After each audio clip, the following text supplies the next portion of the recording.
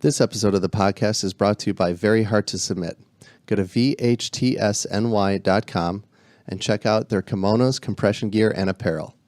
This is a brand we are excited to be supported by. Their gear is high quality with a clean design. Go to vhtsny.com and see for yourself. Hello, everyone. Welcome to another episode of Grappler Union podcast. On this episode, we have the UFC 231 Fight Companion. Enjoy. I need the 6 minutes. That's what happens in that 6 minutes. You told me using any technique that works, never to limit myself to one style. Open mind. We're not here just to take part. We're here to take over. In order to become more peaceful, in order for you to become better and strategize your life. All right, good. We are live. Hey. And what's that? Everyone's going to get quiet now. Who is that? I don't know. Doesn't Nobody that knows happen? Do we do a round of introductions? Not really, but we could. No, they do it prior. See, I'm too corporate. Paul Moloney is joining us back on the podcast. Hey, Welcome back, Paul. Welcome back, Paul. Fight companion hold Paul. your applause. Drew is back, and John Payne, new to the studio. Doesn't even need to do my last name because I'm obviously a regular. And I Thank can't you. pronounce it. Thank you. Thank you, everybody. You know, how is John brought proper 12 whiskey for you, Paul. That's He brought Kirkland's brand whiskey, and Is this Kirkland's close enough. signature brand? close it enough. is signature. I have a gold That's aged membership 20 to years. Costco. Yeah, the aged good 20 years stuff. in the warehouse at Clybourne and Ashland or whatever it is. Right. No, I've yet to have the proper 12. Oh, it's good. You've had it? I'm a proper fucking gentleman. Obviously, I've had it. Obviously, I've had it. Yeah. I don't know. No, it's actually not that bad. I would recommend it. Okay. Are you a whiskey guy? Or? No. Yeah. No, I'm not. What kind of guy are you? I'm starting to get into bourbons. I like bourbons now. Are you? Yeah. Starting to. It's like a standard, like corporate sales, like pretty safe to go with. You're gonna get someone like do a sales call, like you get a bourbon. You don't do Right. You don't do vodka. You Yeah. don't do. It's like bourbon is the. Everybody on my sales team does vodka soda with a lime. Yeah, but like when you're entertaining a client, like they're typically older than you. They don't like you don't bring Tito's to like a 45-year-old, VP of finance. You bring or liquor whatever. to your sales meetings? I just tell That's them to it, order sales. whatever He's a they damn want. good salesman. That's why. Go order whatever you want, and that's fine. But with it's me. like every single TV show that you watch where there's like a business meeting or like two politicians getting together. It's like they just walk to that one little area. Well, it's usually in a decanter. The so- glasses, or like whatever those are called. What are they called? Not a Like decanter. the tumblers, or- Yeah. and they Yeah. just like pour it out of this other glass thing. yeah. They're like, yeah, bourbon, yeah, it's noon. And Why they take not? it- You know, it's like, how much do you guys drink? It's exactly. It's like they take a sip of it and like they don't even wince. It's Yeah. like how often are you drinking? And then I think Louis C.K. did a bit on this where he's like, during the wheeling and dealing and they're like, oh yeah, we got on the construction deal. Yeah. Gotcha, And it's like, yeah. how is the next scene not them hung over like constantly? Exactly. Because it's so brutal to drink like that. Yeah, Hey, bro, you having a hard time? Yeah, I'm having a hard time. Right. I can't do any more meetings. yeah. I mean, I also like, I'm not the type of guy who's like, yeah, I'll have a 2 shots of bourbon and that'll be all. You know, that'll be like it for me. if I start drinking, I'm gonna catch a buzz. Like, like. Wait, you're drinking for what purpose? To get drunk? Well, let's keep this shit going. This meeting's over? What? Right. Yeah. But I mean, they go right to it in the scene, and it's like they confidently pour this much. It's like if it was like you're drinking right now, like this is it's 11:30, Right. and it's Tuesday, and I know like Gotta solidify the deal. yeah. And With the Zito's bourbon. going whoosh right over his Yeah, head. yeah. What are we doing? I'm out of that deal. What You're is the alcohol only taste business like? owner here. I get invited to, my clients invite me to come. Like, there's one coming up at Gibson's in Oakbrook, and I get the invitation, and it's like they want me to come, and I'm just like, oh, spirits. They call it spirits, and like whatever. What do you mean they call what spirits? They You mean on the call menu? drinks spirits. Oh my god! Like, yeah, right. Come join us. Come join us for spirits and whatever else they said on there. So is this like a marketing poster or something? It's like spirits. And, No, An it's invitation. like an invitation. Okay. That's all. And Zito, I'm just before- like, what am I gonna do? Before we're drinking, I'm drinking with you at one point. You think so? I highly doubt 100%. that. I don't think it's. ever I think happens. it's. I don't think you're missing out on anything. No. No, I don't think so Not. either. No. You're- I don't. I love water. Good. Ice Mountain water is the best. Ice Mountain. But the big bottle, or do you like this cute little I half like bottle? these. See here, I get the 3/4 bottles. See, if we had a video, if you are the podcast had a video, you could actually Show it. Yeah, the listeners I know. what we're doing. So I like the 3/4 bottles, so you could actually finish this. But the big bottles, sometimes you leave them half, a quarter left, and this and that. I like 3/4. The little ones are Obviously ridiculous. Well, Ridiculous. you're fun size anyway. yeah, Yes. you're Yeah. 3/4. Yeah. yes. So we're here watching the UFC. I don't know if anybody caught on to that. Yeah. Well, they will. We have not talked about it. Not really to talk about. Yeah. John, so you went in Lake Michigan today, huh? I did. I sure did. How often are you doing that? And by the way, by doing that, I mean ice baths in the lake in the wintertime. I do it every weekend that I'm here. So I've been doing it the last 4 weekends. Last weekend I was in Oregon, Illinois, so I went out in a pond out there. But I do submersion Next to the Sheraton Hotel Actually, no, by it's the Rock airport. River. It's like, oh, geez, Dude, I've done it. Show up like, who's this guy? Yeah, no, I did it earlier today, and it was it's great. It gets the colder the water gets, it's like obviously the more shocking the experience gets. I mean, do you from your? I'm just trying to picture this, John. You park your car by Lake Michigan, right? Diversity driving range is all parked there. yeah. Okay, so you'll park I've there- done this with him once. And you'll walk with full gear on, like clothes, jacket, everything, and to get down the lake, and then just strip. He actually does completely it down. in the gi. He actually does it in the gi.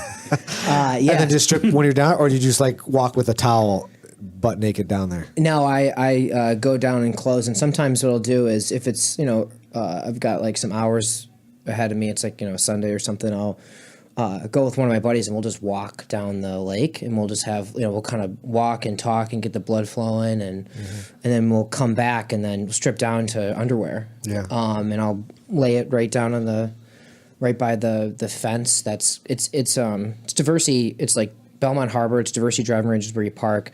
Lay it right down, and then you walk up to the edge of the harbor, and you look down at the water, and you count to 3, and you just jump. You literally just jump. You're not jump in. coming down the stairs. Oh, I came down the ladder when I did yeah, it. I would have to come down the ladder if I I'm did like, that. this is the first time I'm doing it. I'm not jumping in because I feel like I'm going to gasp underneath the water. Well, you actually, when you jump, you're going like cannonball. I just basically just move off the edge and just fall in, and that is better than going down a ladder. The ladder is this gradual. It was more of a can opener. Yeah. I see his I was jump. jackknife. Yeah, jackknife. Yeah. belly smacker. Yeah. Kind of you try and stay in there for 3 to 5 minutes, and Are you constantly moving? so swimming? swimming against the current does actually help. Just kind of keep the blood moving, Yeah. but the water's moving past you, so it's much colder. It's definitely much colder than an ice bath. I mean, the water is just quenching you. It's just quenching Yeah. your heat. It's wants to eradicate the heat that you are. So you're just in there, and the way I just get through it is I breathe very deeply, and I just try and count that, right? And it's in the springtime when it's 40, 50 degrees, it's pretty bearable. When it gets in the 30s, you're getting your The outside cold temperature being fast. 30. No, the water being the 30s. The water being 30. Outside temperature doesn't matter at that point. It doesn't. The lowest it gets is 34, 35, 36 right there. It doesn't. I the feel water like you doesn't should get- do it nude and then come up like the Terminator and go into a bar and ask them for the clothes and their bikes. Yeah. Your clothes, your boots, and your motorcycle. Are you ever nervous that a bum's gonna come by and just snatch your shit and just Yeah, run? I do. It's gotta be, right? 'Cause they're like, what's this fucking white guy doing over there, man? And I'm not going to be able to catch him. Although, God. would you want to steal from that guy? This dude's fucking crazy, Yeah, you don't see it and from- in shape. Yeah. Right. You know what I mean? Clearly, right. You don't see it from the crazy guy. No, I think about that. Someone just lifting my bag. But it hasn't happened yet. And there's very few people down there in the winter. No one really comes down there. Odd. But in the summer, there's a lot more people walking around. Right. Yeah, I went down there with him last winter, and I saw the picture. yeah, so I put my swimsuit on, and then I put my jeans over that, and I'm ready for this thing. And John just strips down to boxers and jumps in. I brought swim trunks. Of course you Yeah, did. yeah, yeah. Well, that's what I would think. What if Yeah. you want to hang out for a little bit? You guys, We did. you guys should do it. It puts you into your common state of of thinking is like you're totally in your headspace. Your prefrontal cortex is where you swim in it all day. Except when you're at jiu-jitsu, like when you're like rolling with someone, you have to be completely in the moment to roll with someone. Yeah. You can't think about anything else. Favorite thing about get, jiu-jitsu. Yeah, otherwise you get swept or you get tapped out or whatever. And anything that draws you into the moment is a healthy thing to do during the day, and that will draw you right into the moment too. Like, Well, going when you into bring that. the ice baths in the summer, I love doing those. Those are great. Yeah, you don't like doing them right there and then, right? Like getting into it. But I think what helps there, doing the ice bath after you train, is because you're so heated up. Mm-hmm. For me, okay, John calls you. Yeah, we're heading to the lake. All right, let me put my clothes on. Let me get my jacket on. Let me drive. You're like, half hour, fuck 45 minutes. this. And get out of my car. I'm like, oh, nice and warm. And it was like, I'm not really heated up. That would freak me out more. Yeah, Because I'm not coming from a roll where I'm just rolling for an hour and a half, and then I'm super exhausted. I'm just like, how do you do that? Right. That And then you get mindset. out of the ice bath and the air temperature's warm. Exactly. So, like, right. Yeah, that's a great feeling. it feels really good. Yeah, And then I go take my spa shower. I Right. feel Yeah. great.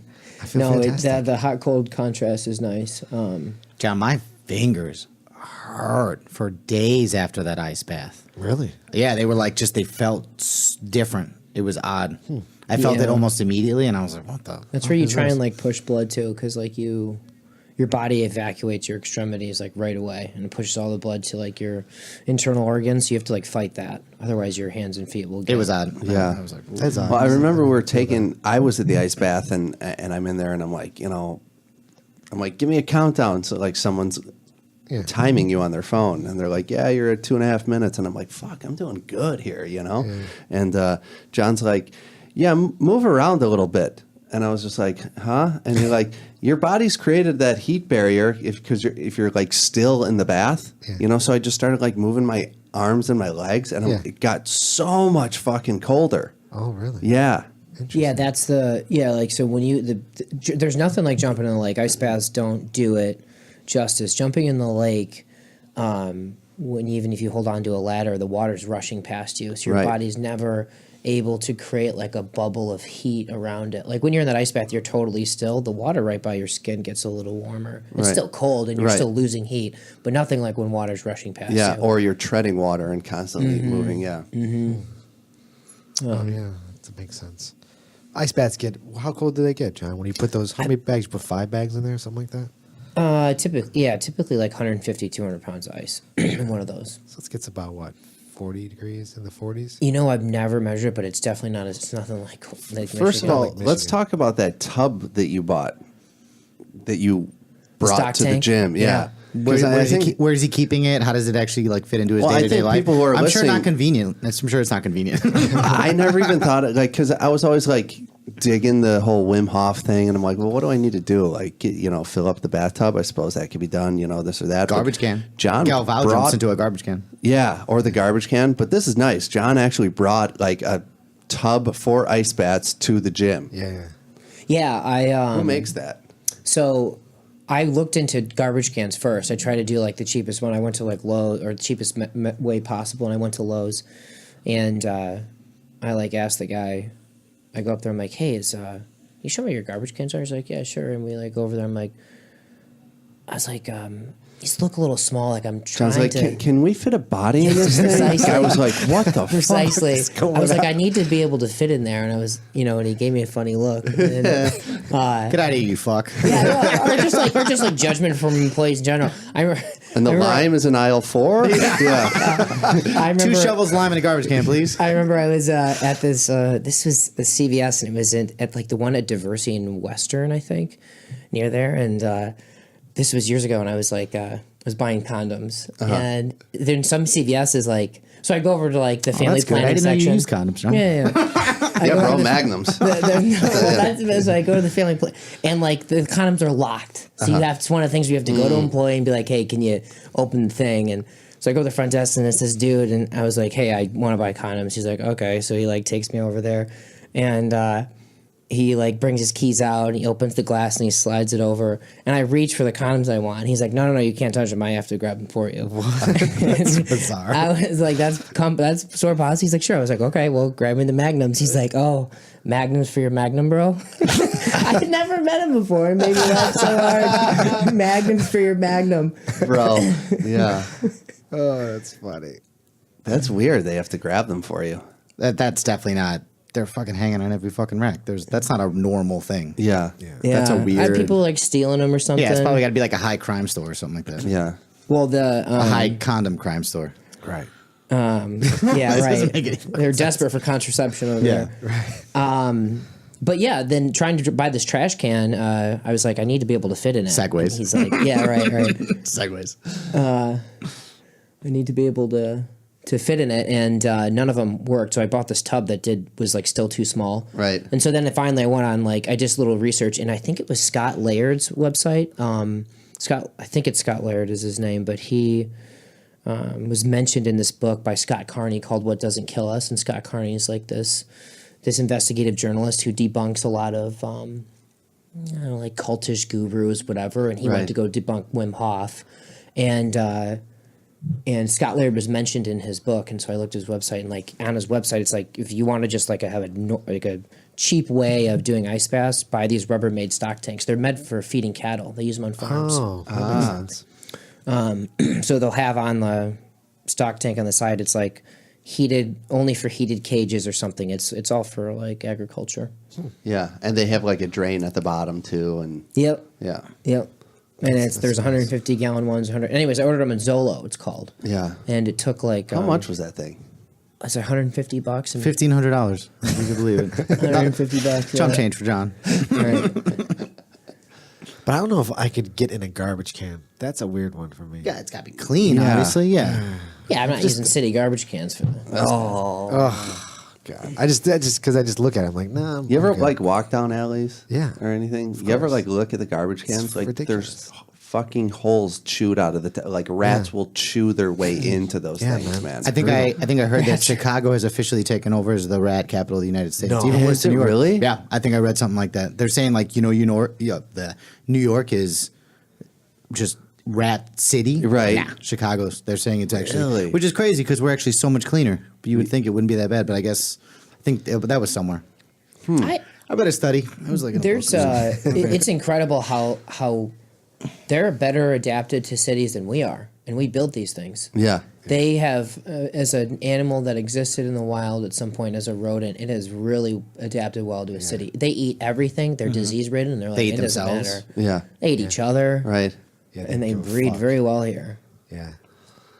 Yeah. You ever watched that documentary Rats? I started it. I feel Did like you? this is weird because Joe Rogan has definitely talked about this on his podcast. So if we want to be like that, we could. But Has he? No, I don't listen to know. the Joe Rogan podcast. Yeah, 100%. I'm pretty sure he's talked about it. Yeah. But yeah, rats Okay, on whatever. Netflix. What is he, the king of podcasts? Yeah, exactly. A little Say this bit. podcast is better than ours? Yes, he is.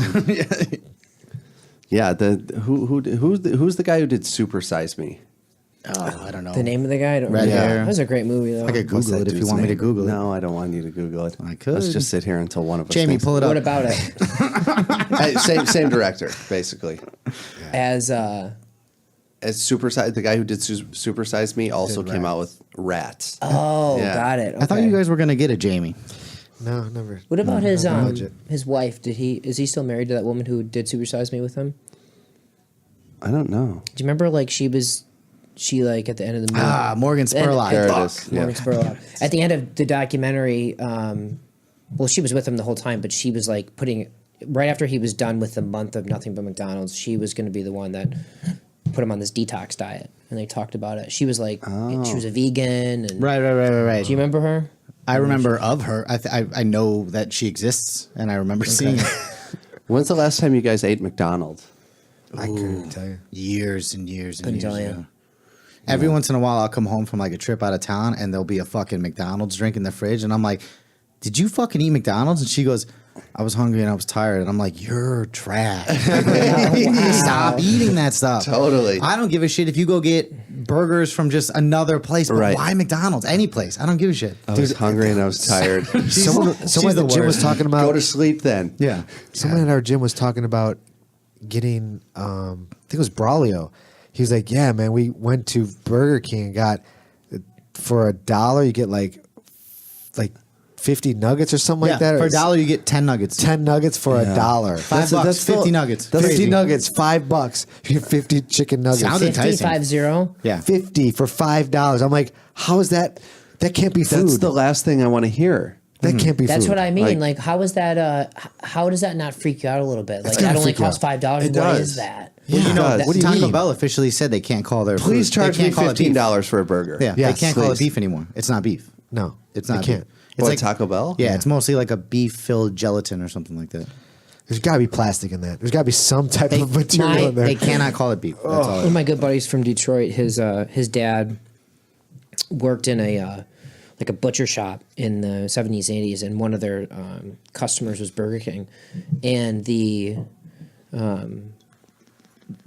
requirement for making their burgers was like it was going to be a certain percentage horse meat, certain percentage beef, and the other like 30-40% of it was sawdust. It was filler to make the sawdust is cellulose, so it's indigestible. So you just pass it through, but it's like they're not selling you a full burger. They keep their costs down. They're gonna put sawdust, some sort of filler in it. So that's what they would do. They'd put that in. That's crazy. But after Melissa, I was like, hey, the next time I'm super hammered, I was like, remind me to go get fucking Big Macs instead of wherever else we're going. Like, whatever. Just once in a while. Right. If I eat it once every 4 years, it's not going to kill me. Exactly. Yeah. But Or we still could haven't it? gone. We still haven't gone. It might. I mean, who knows, man? I don't fucking know. But That McDonald's could get held up while you're there. when was the last time you had fast food? Fast food in meaning a chain restaurant. Today I had Chipotle. I guess that counts. I don't know. It's interesting how they've made that seem like it doesn't. I don't know. I They guess call what it do you? fast casual, right? Yeah. That's the new thing. Oh, fast it's- casual. That's a different. It's a totally different thing. Genre? Yeah. It's a whole new. What else is in there restaurant besides that? Besides Chipotle? I've had Wendy's in the last year. Oh, yeah? Yeah. Nice. Good for you. Really, John? Yeah. Speaking of John's diet, how long did you only eat? First of all, this is who we spar against. This fucking savage animal. Only. It's funny because You guys anybody are all- that's listening is going to be like, oh, yeah, I'm sure he's tough. It's like, all right, I guess. Yeah. No, it's not fun. Hey, come to Andre Manick, That's Soul not- Fighter Chicago. Yeah, that's not the case though. You guys, He's like, you guys are give it- just as challenging as I feel like I am. Sounds so So, ungenuine. yeah, very It humble doesn't even sound of genuine you, at I all. know.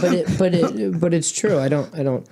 John, You guys when- are all pain in the asses. John, when John, like, no one's sparring and I'm looking around and he's looking around, he's like, all right, Zito, you want to go? I'm like, he's like that reluctant, like, all right, Zito, all right, let's go. I'm like, all right, man, let's do this. that's It's not- always like, oh, this is going to be a motherfucker. Yeah, it's yeah. going to suck. Man. When No, when I- I first started the gym, I fucking hated rolling with John. I was always like, oh, When you first started? sucks. I hate it. Yeah. No, but I've learned to embrace it. John's like drinking a kale shake. Like it tastes like shit, but it's good for you. Like This is going to be worth it. Yeah. Not now. Not even a week from now. Right. But a month from now, this is going to be worth yeah. it. Now I actually look forward to it. Like you have made me a lot tougher because. For the longest time, I got by with like, "Hey, I'm just going to be a crafty little beaver on the ground," And John's like, "Fuck your craftiness," So I'm like, I had to get like tough, and and his cardio's stupid. Like, You guys all feel very, We're very like- strong to me. You guys really do. That doesn't You guys I say know, that all the it's time, but so I'm- funny. No, but I really mean that. I really do mean that. Like everyone brings their own. Everyone brings their own style, own set of challenges. Like if there's anything that on the surface seemed like it would advance your jiu-jitsu game, but really impedes it, would be like to do only private lessons, like with one person. You Right, can't. yeah. I go against different people depending on what I'm looking to get out of the gym that day, and Yeah. if I want to be. See, that's what I'm saying. Challenge in We're a all certain- just tools in his chest to hopefully get better. We're not. We're not that's we're not everybody. human. We're That's not everybody. human. Yeah, that's Jiu-jitsu. everybody. Yeah, Yeah, that's you get to a everybody. certain level, everyone gets that. Yeah. yeah, but I don't know. You're a motherfucker. Okay, like he doesn't sweat. Like open mat, we'll be like 7 rounds in, and everyone will be sweating. John will have a perfectly dry head of hair, and I'm like, what the fuck, man? And I he don't think it's like fasts. that. He fasts for 23 hours a day, and then eats 2 pounds of meat at night. Yeah. And Do you really? you did that for how many months? Then he wakes up. And he only takes fucks his ice training baths. partners Yeah. and then goes back to Yeah. sleep. Well, I assume you This is sleep. who I've we- never actually seen you This sleep. is who we but I- fight against. Like that, like amount of discipline is just like, it breaks your will. Well, the one You're thing like, I've learned about John for sure is that he's super disciplined. Yeah. Super disciplined. Right. How do you know that? How do you know I'm not just a big scumbag when I go home? Well, I can just trust me. Every time I hear you breathing in that shower after training, I just know that you have a routine and you know it pays dividends and you stick to it. And you don't I cave. respect the shit out of it. John, Paul was telling me that you did lacrosse in college. Yeah, I played lacrosse in college. When did you start jujitsu? Because I don't even know how you even got into that. Like a year ago, I think, just something like that. Yeah, no, I like lacrosse. I mean, you were obviously athletic, and how'd Yeah. you get in? How do you stick with jujitsu then? I played football and lacrosse in college, and when I went to college, I went to I played NCAA lacrosse, and I was like, I really enjoyed lacrosse quite a bit. I liked football too, but I liked. I remember thinking about lacrosse in college and how it was going to be different than high school lacrosse. And the one thing that attracted me to college lacrosse was that everyone was going to take it seriously like I did. I felt like in high school there was, we had a good team, but there were some kids who it wasn't really important to them. And I really got a lot of joy out of it. So I was like, when I go to college, everyone's going to be serious about it. And we're all going to be there for the same reason. And it was a step up for sure, but it wasn't completely the case. And I remember, and I rode the bench for 2 years in college, and then I started playing when I was a junior. I started when I was a junior and as a defenseman. But I remember being in a game and someone misses like a really easy pass. Someone fucked up, and I know that they had been drinking the night before. They didn't do shit over the summer. They were like not working hard for the betterment of the entire team. Right. They The let the whole beauty of team it is down. like a team sport is like you all have to sync up and work together. And there's like some euphoria that comes with that when you win like that. There's nothing like it. But I remember I got really tired of managing that. And I was like, I wanted my success and failure to be completely dependent on me. Like I want to bear that burden. So I was looking for like more of individual sports to like supplement what I was doing. And I wasn't actually thinking of after college. I was just, maybe I was, but I wanted something raw and intense, just like lacrosse is a contact sport. I didn't want to do like tennis. I wanted something raw and intense, and I started watching of course, like everyone else, like MMA on television. I saw like Vanderlei Silva and Pride, and I was like, I want to know what they're doing, and I want to try and practice that. So I actually started with judo. Okay. Because my favorite fighter that I really got into was Don Fry. You guys remember Don Fry? Yeah, of course. How can you not love Don Fry? Was it the facial hair or yeah, it was what? the mustache. It was like, the guy looked like It's like Magnum PI. yeah, look at Magnum PR with American flag shorts. He's probably, I didn't know he was right up at the time, but And he was probably was yoked. so yoked, and just his and so I found out he was a black belt in judo, and he also boxed. And I was like, okay, so I'm gonna go down that path. And so I started out with like getting into judo, and it was hard. It was 2006. It was my freshman year after college, going into the summer, and I was like, I want to try and discover like this world of martial arts. And I did judo through this guy like Neil Simon in Detroit, and it was hard to find. It wasn't like it was today where you can just go to a website and find judo. It's like his office wasn't his real office, so I was like driving, calling numbers that don't exist, and just not organized, kind of what you'd expect. Can I just really quickly? Isn't it crazy how literally you can just Google jujitsu in a fucking city, and now there's 10 places? Yeah. I just think Wasn't like that. Yeah. So anyways, long story short, I got into judo, then some boxing, and then did judo every summer in the winter during college. And then when I got out of college at the last summer, So 3 years you did judo? only in the summers Oh, okay. and in wintertime. So it would be like a 3-month stint. Then I'd go play lacrosse for a year and then come back. And I would compete as much as possible in the summer. But I found jiu-jitsu at like the end of college, and I was just doing more I was becoming a bigger MMA fan. And I was like, I want to try this out. And then when I moved to Chicago, did judo for a little bit, dabbled in jiu-jitsu with the Redzoviches over on the east side for a little bit. And I was like, doing it twice a week, and I kind of like, for whatever reasons, I sort of fell in and out of love with it. And then one day I was like, I need to make this decision to either be, you can't do 1 foot in, 1 foot at the other, 1 foot in and 1 foot out. Now It's without- really hard to do that. progressing. You could just stay where you're at if you want to do that. And then like your hands are like again burnt and calloused, and it's not go through that again and again and again. Yeah. So I like made a decision a couple of years ago to just this is what I'm gonna do, and I'm gonna more focus on the process and not really focus on the outcomes of what I'm getting, because that was I think something I discovered about myself when I went individual sports, like with judo competitions. It was like I was really focused on like the end result with winning and like getting a gold medal or doing well in competition or making weight. And I think a transition point was when I was like, I'm going to focus on the process of doing this. And that's where I'm going to get the joy from it. Because going against some guys at this like Tokan Judo up in Chicago, like, I was a brown belt and I was decent. But some of these guys had been doing it forever, and I was like, if I can't be really good at this, why am I doing this in the first place? Why would I do this? Which is a terrible question to ask oneself, but like that's when your results focus. Instead of just being like, I'm going to enter this sport and get value out of it. Because it's going to make me a better person. That's why I sort of fell out of love with martial arts, but then I changed a couple of years ago. Yeah. And so that's when I got into jiu-jitsu. So you're a brown belt currently in judo. Yeah, and I feel like a white belt for sure. Yeah, I mean, have you ever stood with John? Ever? I mean, you fucking threw me pretty good. 5 seconds until I pull guard. Yeah, like I know. Clean fucking throw. Just we should like go up to Tokan one day and like some of those judo gyms. I mean, they're serious dudes. I've talked about it forever. Just like if you want, also Tim is talking. He's doing the open mat at UIC all the time. They're doing a lot of takedowns. I mean, it seems like a lot of our guys are going, "Where's the takedowns?" And we're fucking bam, shooting out all over the place. What about you? How's your knee, man? You've been making a comeback. It's been good. It's been good. I like we've talked about it a little bit. Scissor sweep. Back on point. Back on point. Mm-hmm. Those tree trunk legs. Yeah, congrats on the brown belt too, by the way. Thank you.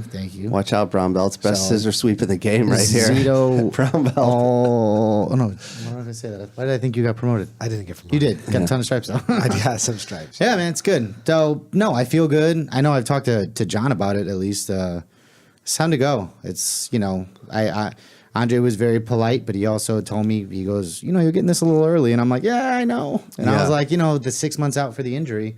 So how did you feel like it was coming back? Like trying to like reacclimate to everything after being out for so many months. What was that like? I've had an injury before. Like I've torn my shoulder before.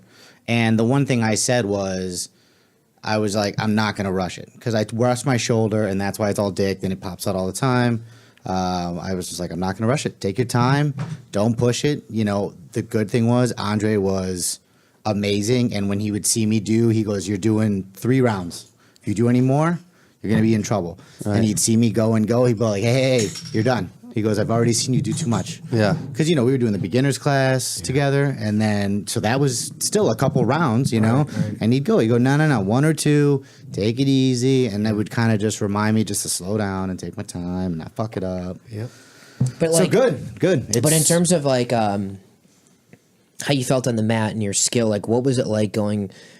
You almost like hit a reset button and you're sloppy and you know what to do, but your body's not responding. When you miss like even 2 weeks, you come back and you're like a little bit off the edge. I felt strong. I felt super strong, which was crazy. Like I felt like my hands were rested. Like I felt rested. And so that felt good. But in terms of timing and all of that stuff, timing was definitely off. I had to do a lot of different things to my game. There's a couple positions. Like I can't knee on belly on this leg. That's not happening yet. It just won't bend enough. It just doesn't. I can't. Again, when it's bent and if there's weight that pushes into it, it's not a great feeling. Okay. I don't know if I'd re-injure myself, but it's not a great feeling. Right. Like I can't sit on my heels. Like I can't sit completely in guard, for instance. I can a little bit, but not 100%. Right. So there was some changes, but felt rested. Sorry, go ahead. No. Do you feel like that? So I feel like when I put arbitrary restrictions on what I'm going to do, and when you're injured, it's not even a choice; it's a restriction. Do you feel like that opens up your game? It forces you to do new things. I think it's helped me to do a couple new things, but I think we've also talked about this. Me and you and Nick drilled, and I think I mentioned this to Paul actually the other day. We were drilling the other day, and that was like that good hour session, hour and a half. It's very cerebral. And we were just talking, and everybody was just like, "Oh yeah, like I know your game, like sleeve and lapel, like you like to go deep deli hiva, like." And I was like, "Oh fuck!" I was like, "I gotta try to add some stuff." So it's definitely the time to try to switch it up. I feel like it gives you a kind Do of some a different reset button. things. You feel I've like also watched you, like you're just like I'm putting this in, and you're putting stuff in. So I think I've got to make more of a conscious effort to like actively put stuff into my game, and I've been doing a little bit, but it's hard. I revert back pretty quickly. Yeah. You guys ever roll with not roll? Of course, you roll with Nicola. Do you ever like talk to Nicola about some of this stuff about training and developing open the game? He's got a great perspective on it. Well, I'll tell you one thing that's interesting about him. He probably does, but he's doing way different things. Like he's not. I mean, he's adding a lot of different things into his game. Yeah. The other day, he's just like, "Oh yeah, inverted deli hiva. Here, you grab the lapel." Yeah. You know, I'm like, okay, where was that in the advanced I'm class? glad to see it. Yeah. His guard is a motherfucker to pass. motherfucker. Yeah. No, And he's good. for the longest time, And his legs dexterity is. yeah. I mean, he's going to be really good, and he also Here he is. has dexterity. No, like he's good, like it's great, but it's a great combo of someone who works hard, shows up 7 days a week, 6 Yeah. days a week, Some 2 days, yeah, 3 days, 2 days, yeah. is independently looking at things on his own, Yeah. and just naturally has these fucking arms for legs, like or these legs for arms, Yeah. whatever it is, whatever I'm trying to say. But they're all over the place. Right. He's got these great, strong, tons of dexterity. It's a huge problem. Yeah. I don't remember the last time I've not had like. I mostly just have to play a lot of defense and just be strong and maybe, but it's a motherfucker. Yeah, he was talking about, or we were talking about this, how important it is to, Hashtag shout out Nick. huh? Shout out Nick. We got to send this Yeah, thing. of course. But we were talking about how important it is to get out of your comfort zone with when rolling, and how easy it is to default to things that you're just you're good at, especially if you're going against someone who's maybe bigger and stronger or really fast. It's like I'm just gonna default to what I'm good at. It's like you have to always work on like suppressing that part of your ego and just letting it.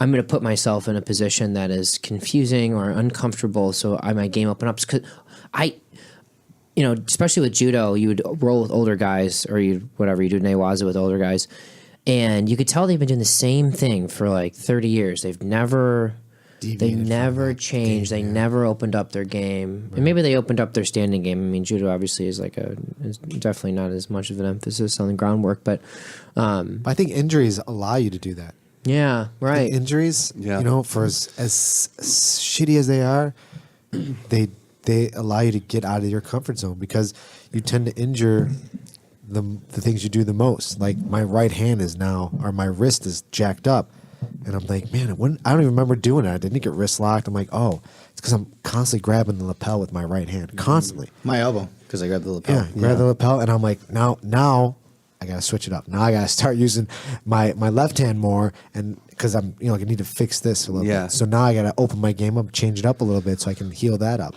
which helps out. It sucks, but it's part of growing. I think. Yeah, same thing with me. Like I trained on Monday, I think, and my neck was just jacked up for the rest of the week.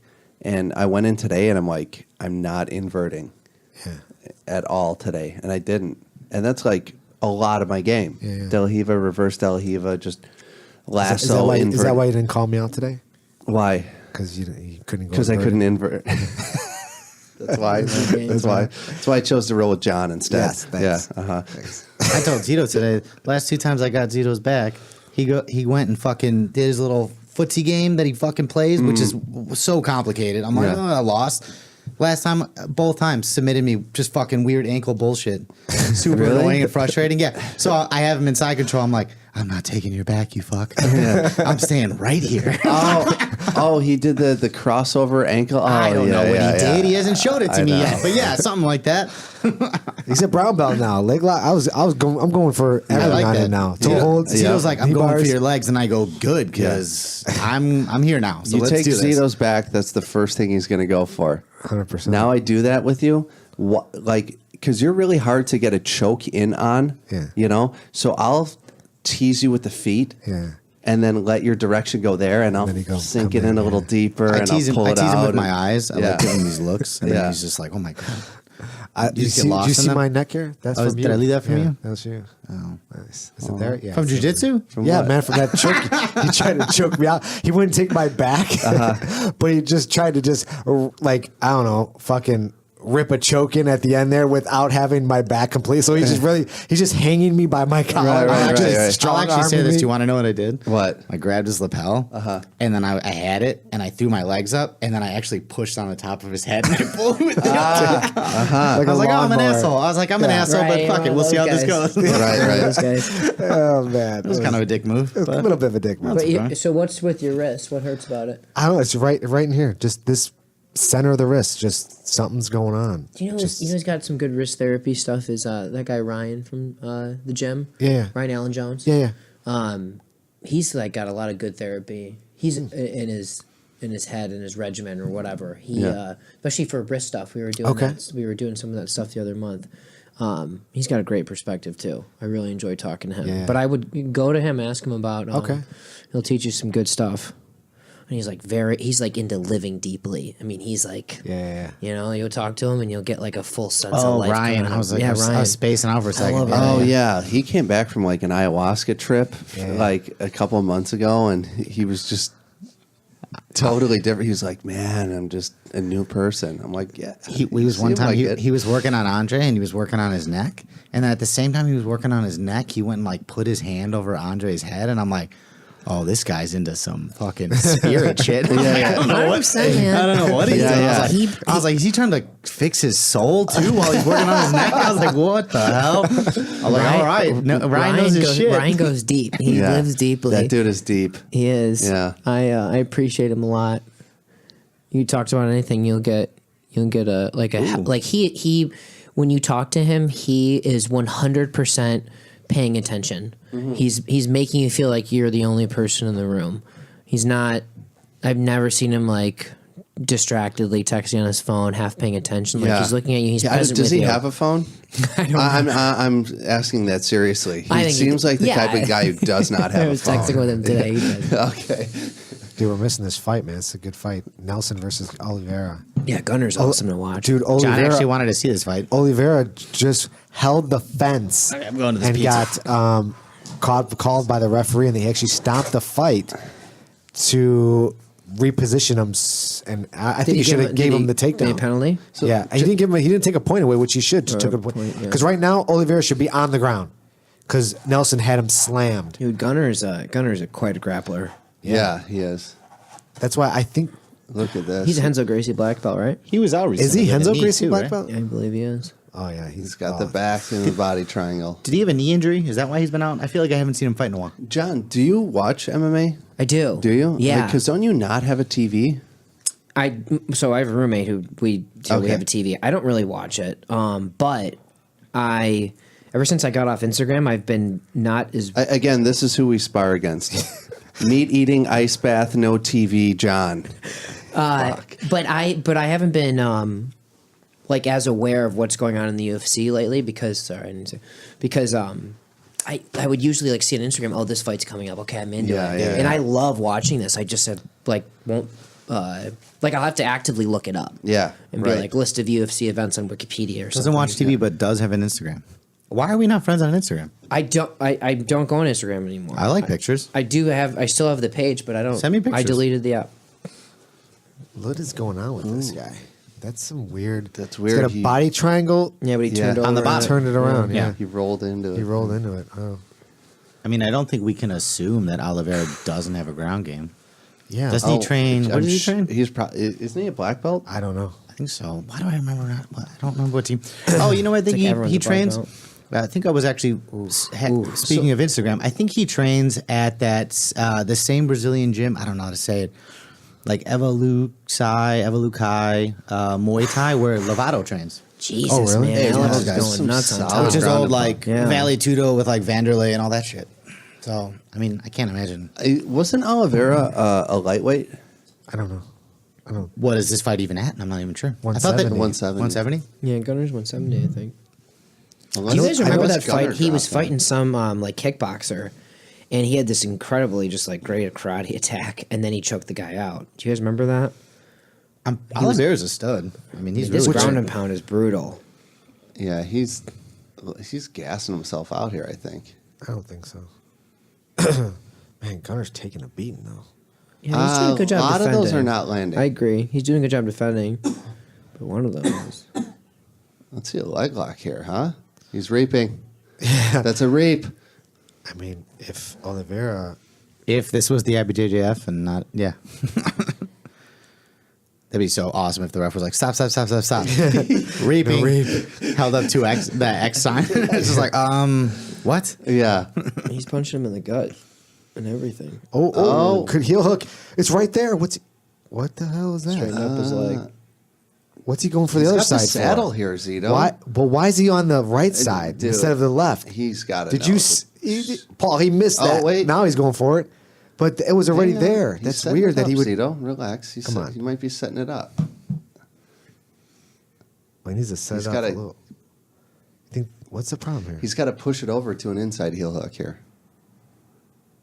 no, gotta pass he it could over. do He doesn't have to pass it over. Why not? He doesn't have to. He's Because got it he's right there. Dude, he's Whoa, in honey what's- hole. He's what's in the going on? saddle. I think he just the round. Was it that around? Oh, okay. Did Oliveira No elbows seem- to the shin. Yeah, I was like, what the hell's that? Oliveira did not seem worried at all. He didn't, but he also. If you had the honey hole position, you wouldn't pass it over for the inside heel hook. I mean, I that's know. I'd go. John, Right, do you know what he they're had it right talking there. about? His Yeah. arm was right What's there that? for the. Do you know what they're heel talking about, John? Yes, I do. Oh, not the subtleties. I actually don't. No, I don't either. But I Pass- know pass that leg over. I know So there's Paul- a heel Paul- hook, and I can yeah, see Paul's that saying pass the leg over and then heel hook here. I'm saying on just- the right side, on and the- you're saying just do it from the left. I Right think he was there, trying, left. but he kept straightening out his ankle. Yeah, I saw that. So I just want to confirm, Zito, that if you were in that fight and you were against Oliveira, you would have finished the fight. Yeah, I would have finished it. Beast. total savage. What a fucking I can honestly monster. say that because that'll never happen. So I'm 100% confident I would do that. Yeah, yeah. Because I'll never be in the UFC fighting against a 170-pound guy. Didn't Kyle have a match recently? MMA match? Who? Oh, Kyle? Yes. Yeah. I don't know if he had his second one yet. I think his second one might be coming up. Oh, got it. If he's okay. fighting in where I think he's fighting, I think it's actually the 12th at the Aragon Ballroom. I think I just heard about that it's there. Oh, interesting. That's kind of cool. I'd want to go see that. So Have you ever fought MMA, John? No. Oh, yeah, Gunnar Nelson's got that karate style. That's Yeah, right. he's That's got is it that's pure, Shotokan, that's right? pure like KTD or K Oh, you Taekwondo. mean, Bouncing around. Yeah. he's a black belt in some a certain karate style. I don't know if it's Shotokan or it's Kyokushin. He should just do jiu-jitsu. Am I right? He should just jiu-jitsu. Yeah, he definitely Not does. if you're He's an an MMA incredible fighter. fighter. Nah, just do it. No, I think it's cool in the last like 10 years how like these traditional martial arts have made such a comeback. Yeah. You see like Taekwondo, they're incorporating Taekwondo not correctly, but like in a way that works. The with parts of it sport that right work, now. yeah. Mhm. Parts of that They're- can be applied. they're But I remember pretty for- much doing Jeet Kune Do, basically. Yeah. That, which is all these different martial arts put Easy, together, the best of easy, all. Zito, we know you did JKD. We We know. get it. A million years before we even heard of or were born. either way is fine. What are you saying that the just Jeet Kune Do is like this? John, That's be what- like that's water, what- The John. forefather of martial arts. Be or like the cold water. grandfather. Yeah. I'm be saying like is that cold, that was like freezing lake probably water. one of the first Yeah. MMA disciplines. Probably. Right. I don't even say it's more of a philosophy than anything. Well, like a way of life, right? It's a way of life. Did you practice Jeet Kune Do? Yeah, throughout the whole 90s. Do you want to hear about it? Oh, yeah. You haven't heard this story before? John, Tell me. listen to the podcast. Jesus me. Yeah, Christ. thanks for the support, John. Jesus Christ. John, you want to come on the podcast tonight? He probably had no idea what I was talking about. I was like, what podcast? All right, No, you guys wanna totally. hang I out did. I tonight? knew you guys did. I think it's awesome. I really do. Do you, though? You know where we're big? Birmingham. Australia, actually. Birmingham. Australia. Is that true? Yeah. Yeah, we get a lot of downloads in Birmingham, England. Norway, Australia. It's big in Australia. Birmingham, England, or Birmingham, Australia? Is there Birmingham, Australia? No. I don't think No, it's I mean, Australia. there could be, not that I might know be. Yeah, of, you're very though. confident about that. Yeah. And you're asking You're her like, like, no. Ontario, No, no. Toronto. and The you're like, guy who's no, never left the country. Absolutely No. no Birmingham, Australia. Now I'm going to look it up. I didn't understand the Ontario. Gunnar Canada Nelson, thing. I full didn't get it. mount. A lot of time left. Yeah, A lot of time left. Who's bleeding? Gunner's the bleeding. is he? Yeah, I think he's so. all bloody. He's all busted up. Do it. I told you Oliveira gassed himself out with that ground. Yeah, and you're, pound. you're right. Or dancing to the ring. Maybe gas himself out. Did you see his walk? Oh, I did not. Oh, his walk in took about almost 10 minutes, and he was dancing That burnt a lot of the calories. entire time. Yeah. Smiling and dancing his way to the ring. That's an odd behavior, I'd say. Even for me, I would never do that. Yeah, Smile I and think dance that's my a way lot to of the that ring. is trying to get the Confident. nerves Yeah, out. absolutely. Think so? Yeah. Absolutely. I'll tell you one thing. You've never been like, you've never had anxiety and you're like, fuck it, I'm going to go for a run. No, Zito's trying to make as many friends as possible when he's stepping up to the mat. Somebody else who actually has anxiety. Cito's walk to the cage takes an hour because he's shaking everyone's hand on the way in. You know who actually pointed that out was Melissa. She was like, you know, when you compete right before you're about to walk on the mat, you know you're standing completely still, right? And I'm like, really? I go, I don't feel like I am. She goes, you're standing completely still. She goes, all these other guys are fucking jumping Bouncing, around, yeah. jumping jacks, doing all this stuff. And You're I'm just- like, really? you're just a better she man. She goes, start moving around. So I started jumping and moving around. Yeah. Loosen yourself up a Started, little bit. I mean, maybe I could have also just been getting better, but started winning. Yeah. So could have been a combo of both. But yeah, no, I felt way better. How do you feel before these matches? Are you nervous? My jiu-jitsu matches? Yeah. Probably not anymore. Not super nervous. Not like I was. I mean, God, white belt sucked. I was like, Did what? you guys ever hear how so Max, Z, and Peter Royal all came from Emerald Smoke? Right. This gym. Yep. Yeah. Did you come from Emerald Smoke? No. Okay. They were the original. So There was one more. Who else was there? That was the original. Yeah, there was someone I think else. those three, though. Yeah, it was them, and they were telling me, oh, wow, choked him right out. Oh, so bloody. But that's still Gunner that's bleeding, right? Wow. Yeah. Fuck, we missed it. Nice. That's the most. Oh, what no, I that's saw. him. Oh, That's that's all all there. him. Holy shit. I want to see this replay. They came from Emerald Smoke, and the funniest thing is that, so I think Max is a blue belt. The gym was being run by a purple belt, or at least the jiu-jitsu aspect of the gym, so he couldn't promote anyone technically. So he had them, he recorded them doing all of the moves to advance from white belt to blue belt, or blue belt to purple belt, whatever they were at the time. And they had to record themselves, so he recorded them doing it. Let me watch this real quick. Yeah. Continue Elbows. this story. Oh, yeah. That'll cut your head open for sure. Yeah. Instant bleeding. Yeah. Ouch. Wow, that was a hell of an elbow, and that helped him sink in that choke Yeah, for nice sure. Yeah. Oh my lubricated God. cheese. Ripping blood. That slow-mo is crazy. That is amazing. The slow motion is blood. insane. Look at that squeeze too. That's just pouring blood. Oh, that's tight. So was the ref stopping it? Yeah, the I ref think actually so. stopped it before he. He's Oh, no, tapped yeah, it he's right tapped away. it. Right away. Got it. Yeah, He's he tapped was it. fucked. Right away. Done. He couldn't probably see anything. Couldn't see it. And that pressure. Can you imagine the pressure of all that blood coming out of you? Yeah. Look at this elbow. There it is. Moves the hands, elbow, boom. Oh, that reminds me, I'm getting nose surgery. Yeah, you are. Are you really? Yeah, I have it a is. deviated septum so I went to the ears, nose, and throat doctor the other day because I had I had a sinus infection for like a month, and I'm like, what the fuck? But by the time I booked the appointment, and you know, because they're all these doctors are like, oh yeah, we'll see you in 3 weeks from now.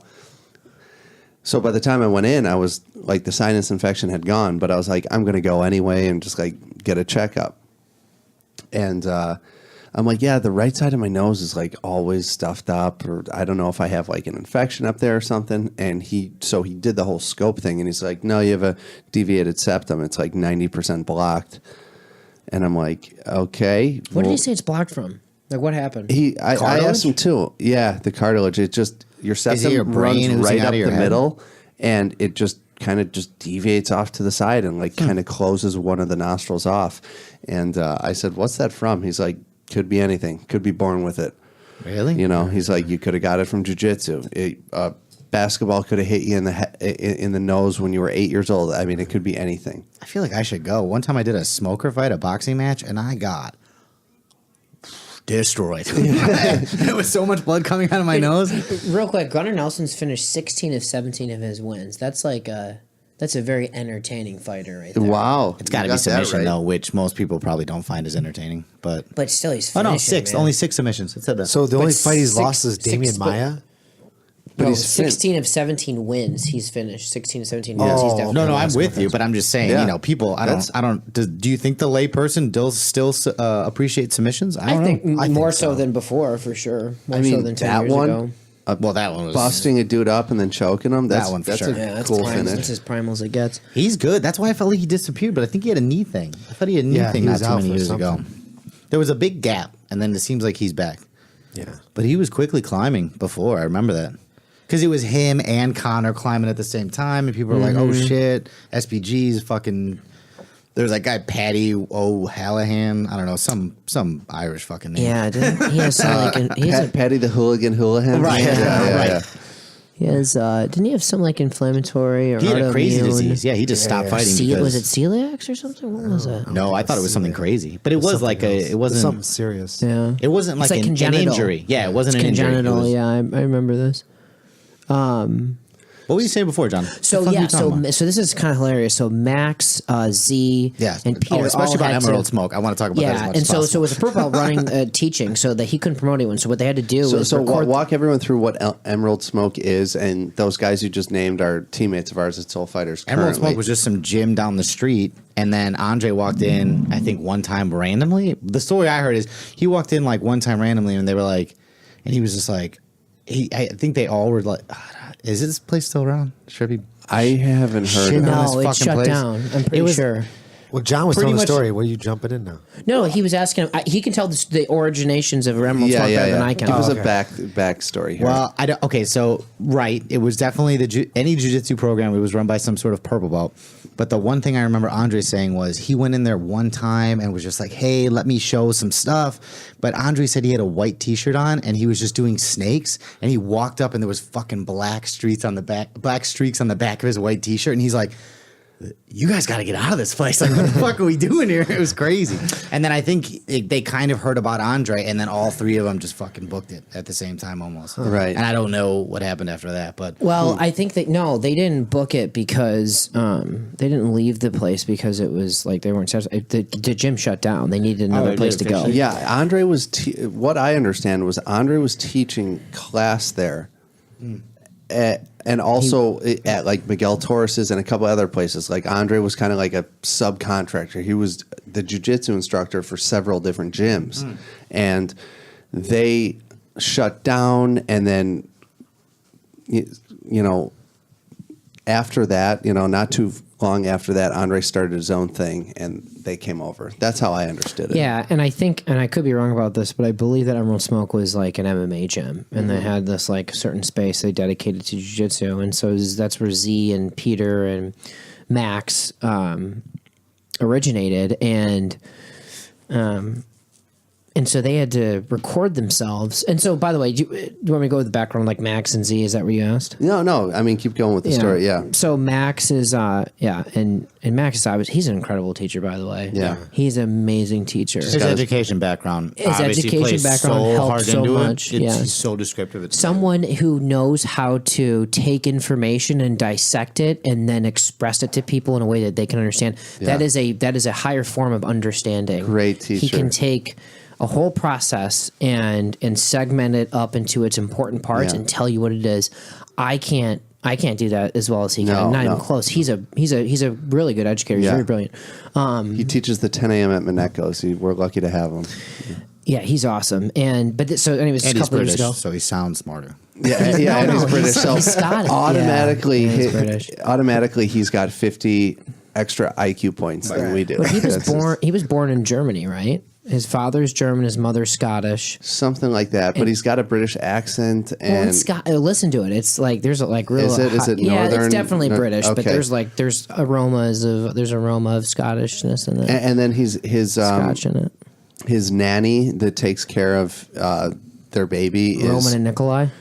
yeah, she's Greatest names for babies. she's Russian, so now he speaks Russian. Well, his wife Like- is his wife is Russian. Oh, is she? Or I think she was born in Scotland, but her side is Russian. That's where Okay. those names Roman and Nikolai, his twins, come from. Okay, he's so cynical and funny, man. He's like just the funny things he'll joke about with his twins. But anyway, so I'll finish the story. So We're gonna get to it eventually. Yeah. So anyways, they recorded them. They had to record themselves doing the moves, like all the moves that were required to advance into their next belt. Right. And they had to send them to someone like video. A VHS and send the VHS to California, and then whoever it was, the black belt would review the videos. That's right. And the only person who passed was Peter. They failed Z and they failed Max for whatever they video recorded themselves doing, which is hilarious because it's like, I mean, how nitpicky is. I mean, I don't know nitpicky, but it's like, you know, and how do you fuck that up? Like, all you got to do is. You know, don't do it your right, neon delete belly. it. Yeah, right. But like, they're like, guess this looks good enough. And it's like, nah, you're not getting promoted, man. You're gonna stay white belt remotely. That's what you're gonna do. And then the gym shut down and they moved. Unreal. Oh man. You were saying earlier, John. The VHS days of sending tape in to get a promotion. Yeah. Have you guys What a heard that bizarre before? time. Yeah. Really? Really? Yeah. Oh, fuck. Wait, tell me about this. I mean, like we know of people who used to send tape in to get an affiliation from someone. They're like, I want to be affiliated under you. I've been, air quotes, grappling with my buddies for a while, and we've been Like watching. under Soul Fighters or something? No, or? not under Soul Fighters, under other gyms. And That shall remain nameless. yeah, exactly. And they were just trying to get affiliated. So they wanted to carry the name. Right. Yeah. Okay. Yeah. And then once, it was probably like a To attract video people to the gym. and then it's like, okay, yeah, your stuff's pretty good. Now come pay me a visit. And then you got to go visit them, spend some time with the professor, and that's. Is that like how? I'm not saying this is the exact same format, but like the Redzoviches, they used to be like Gracie, Baja. Yeah. And then they didn't want to pay those fees. I don't know. I think isn't Adam Redzovich a Gracie black belt? Yes. Yeah. Okay. And then Well, he's under his brother. under his brother. Okay. Yeah, I don't really know the history there, but there's It's on our podcast. You got to listen to it. Yeah. He's on it. Twice. yeah. 10 and 50, just so you know. So tell me how that works with that. Do you know how like the franchise situation works with them and Gracie Baja? Was it like some sort of falling out? Is it? Well, So it was basically what happened it was was in a time period where that whole thing wasn't even a thing yet. It was just Yeah. coming up where Gracie Baja was becoming Gracie Baja, and that's when it was Okay. understood that everybody had a certain understanding because it was all still new. And then we had this many people, and you have this many people, and you want us now to become this, and we're like, I don't know if we want to agree with all that type of what would you call it, like a corporate environment, I guess you Yeah. could say. So they just Yeah, went their back in the own day way. it was Their own interesting. So I think like Eddie went Eddie, to that's right. train with Carlos Gracie Jr. For months at a time, and then he came back as like a blue belt. And But you like Stefan Bonner trained under, right? Was that Carlson. Carlson or was that Carlos? That was Carlos Oh, Senior. okay, That was got it. senior. Andre used to train with Stefan. Yeah. That Yep. HU. Okay. Yeah. Sorry, Paul. but that was the place. That's like back when jiu-jitsu was just starting off in Chicago, it was Carlson. Yeah. basically. And everybody's everyone was almost there. affiliated with that, right? The majority. Resnick was back then. And too. then the Redzovics. Yeah. So It's just it was a new thing back then. So like everyone's trying to figure out what was the best for them. Like, what is the process? There was no process. Because, right. like, how do you get a belt? How do you open a gym? Who's going to be my master? Like the it was Gracie just crazy. name carried so much weight. After 93, even for me when I started jiu-jitsu, everyone just wanted to, and I didn't even know who Hickson was. Like I had the opportunity to train with Hickson. You did? In 94, 95 when he came to Chicago. Wow. And I'm like I was 6. I was like, I don't want to train with this guy. I don't want to pay my money for Hickson because Hoyce is the man. You idiot. But What that's an No, idiot. yeah, but, no, here, that's- but here in yeah. Chicago, Right. you know, that's what we believe because we'd watch the UFC and that's who the Gracie family put in front of us. Right. Royce. You're we're like, I'm getting the second tier Gracie. Like, Right. yeah, That's no, what- I'm Are good, you? yeah. How do we know? There was no internet back didn't then. know Come then. on, man. I don't know anything in it was 96. You said 94, 94. 95. Dude, why didn't you Braveheart- just Google it? Yeah, exactly. like Braveheart came out in 95. Braveheart wasn't even out yet. Yeah. That's Think about how. it. Yeah, of Dude, course. you think Braveheart that. wasn't even Yeah. out yet. What did you So guys fucking we had no idea who eat you know, over a fire and Yeah, it's hunt weird. for your meals? coming up in the 2000s when the Gracie Baja and all that stuff. You know, it's weird. It's a weird time. You know, and Yeah. people just like, hey, you know, I'm doing good here. Why do I have to do that? Who do Dude, you is guys ever Zito had- an OG? Who? Sure. Oh, yeah. Zito's a GO, a What was that- grandpa What old. was that like? So when you trained with Hickson, though, did you? I didn't get. Oh, I you never- didn't get to. So you, No, okay. I passed, Oh wow. and Okay. I'm still kicking myself in the ass. Well, for that. whatever. I mean, Nope. you made the decision. The time That's you had Zito's time. original gi. That's from '93. Is it really? Yeah. Oh, that's cool. That's in a box, man. Have you ever had Idris on this podcast? No, No. not yet. Do you know who Idris is? Yes, Yeah. of course. Yeah. He was the first instructor I had in Chicago. He's hilarious. Yeah, I love Idris. Man. When did he's you such train a there? nice person.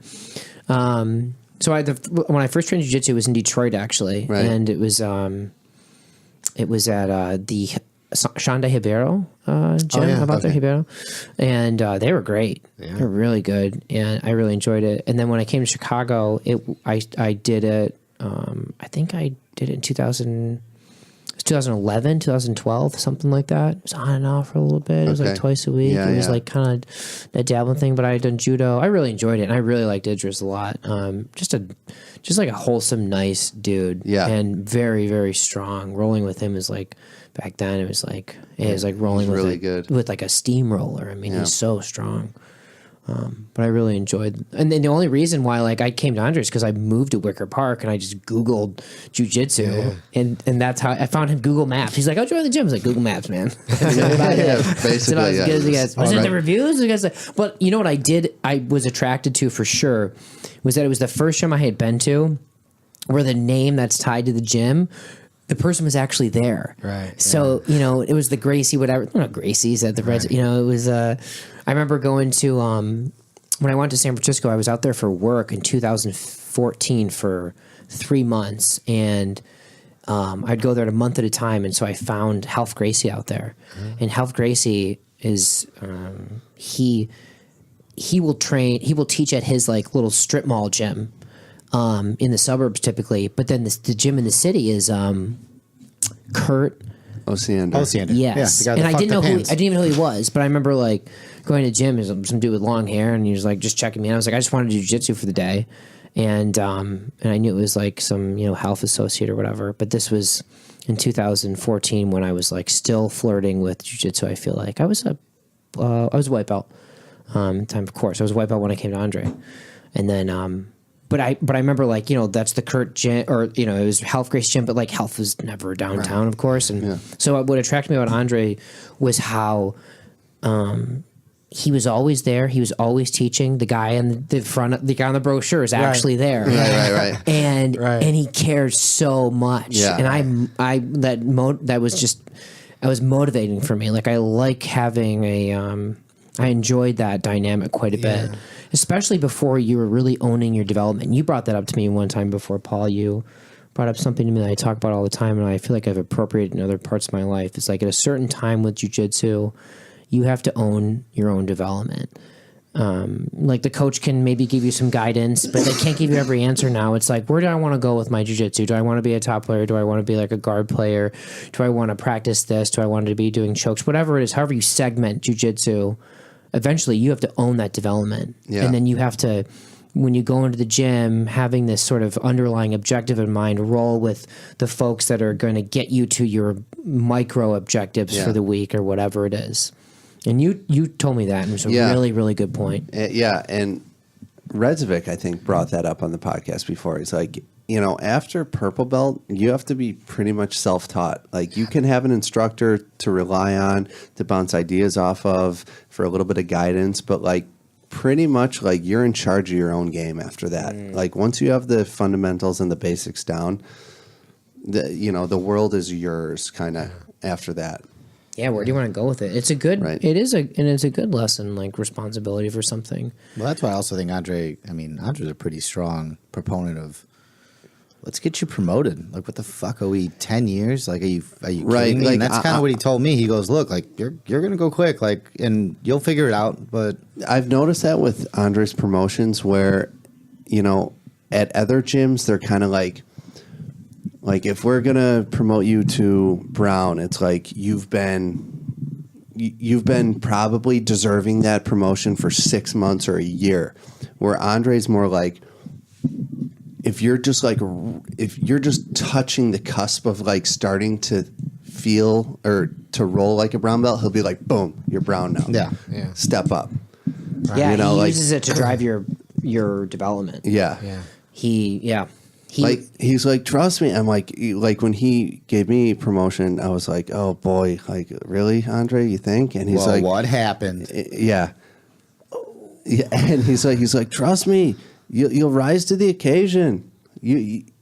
I put this around your waist, you're going to start rolling like a brown belt, And I was like, really? And like, I don't know, Andre, I don't kind think of that's fucking how worked. it works. I don't think that's how it works, but maybe. Yeah. But it is. And it did. It's exactly how it worked. Yeah. And it's how like most. It's a good lesson for life in general. It's like at a certain point you need to have not just like the belief that I can do this, but I kind of referred to it earlier, and I remember this was like from a Carol Dweck lecture. Right. It's about having a growth mindset versus a fixed mindset, and being process oriented versus results. Like I'm a brown belt now, and I'm just going to detach myself to the process. I'm going to get better as long as I keep an open mind about this.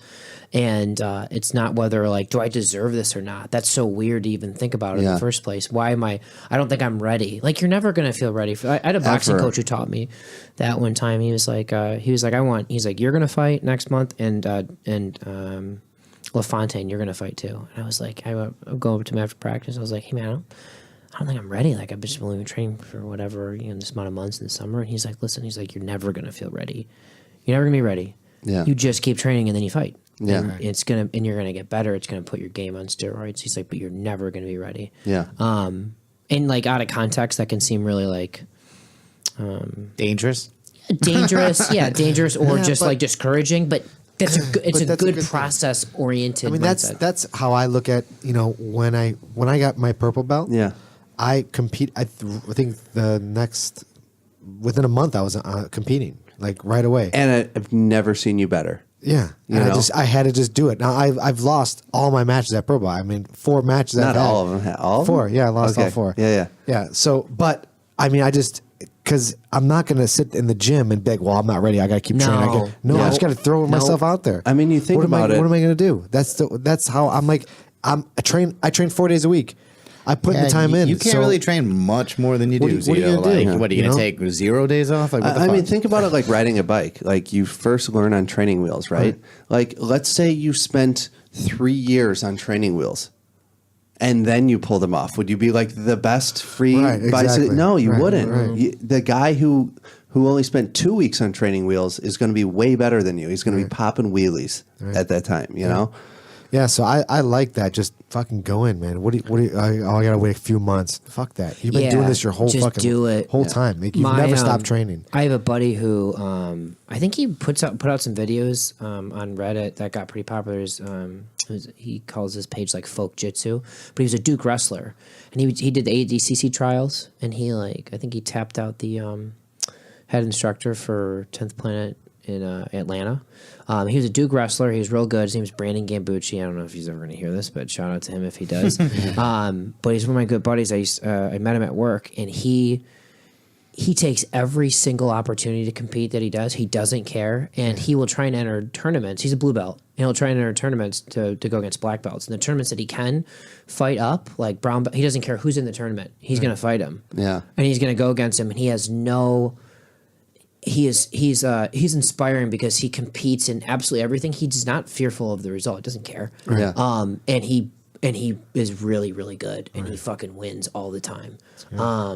He went against what's his face in ADCC, Joe starts with a CL. What weight is he?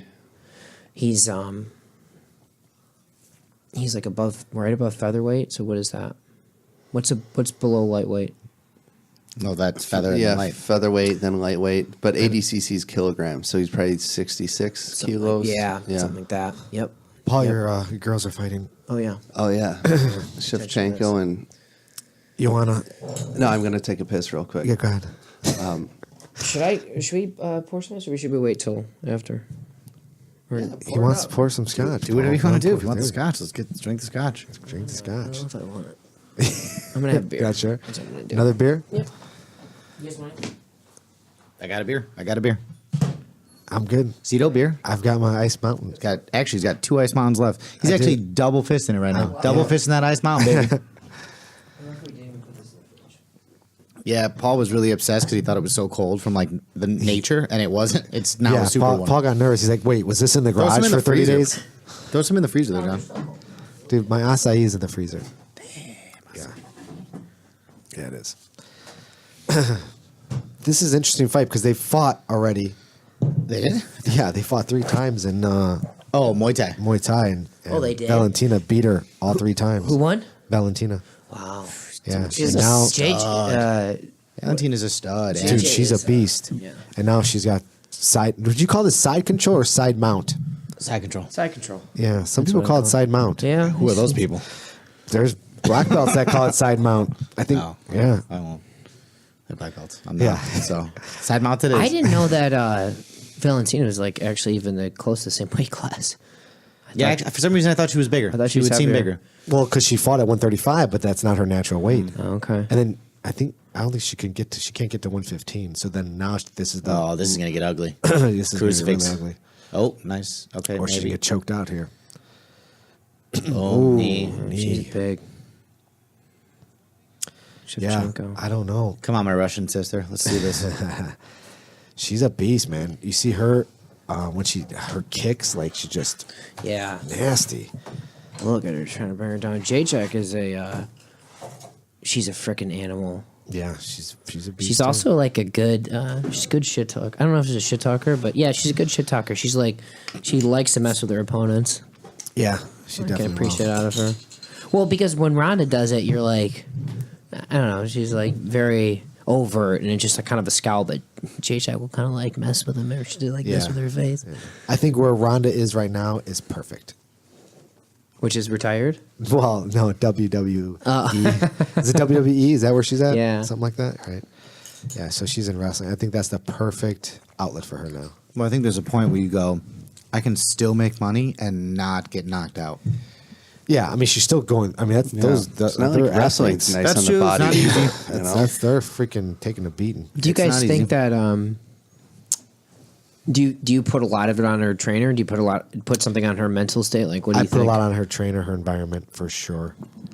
That was a bad I environment. put it more on like, yeah, it was a bad environment, and if she wanted to, air quotes, salvage the rest of her career, she could have easily have moved camps. But this is someone who's been doing judo since she was like 9. I mean, her combat career has been, 15 to 20 years. I mean, everyone's kind of looking at it like, well, why'd she retire so soon? She only did MMA for 6 years. It's like, no, And again, she was Olympic fighting level. since she was a So, kid. yeah. She's fucking tired of it. Can you know? imagine the hours?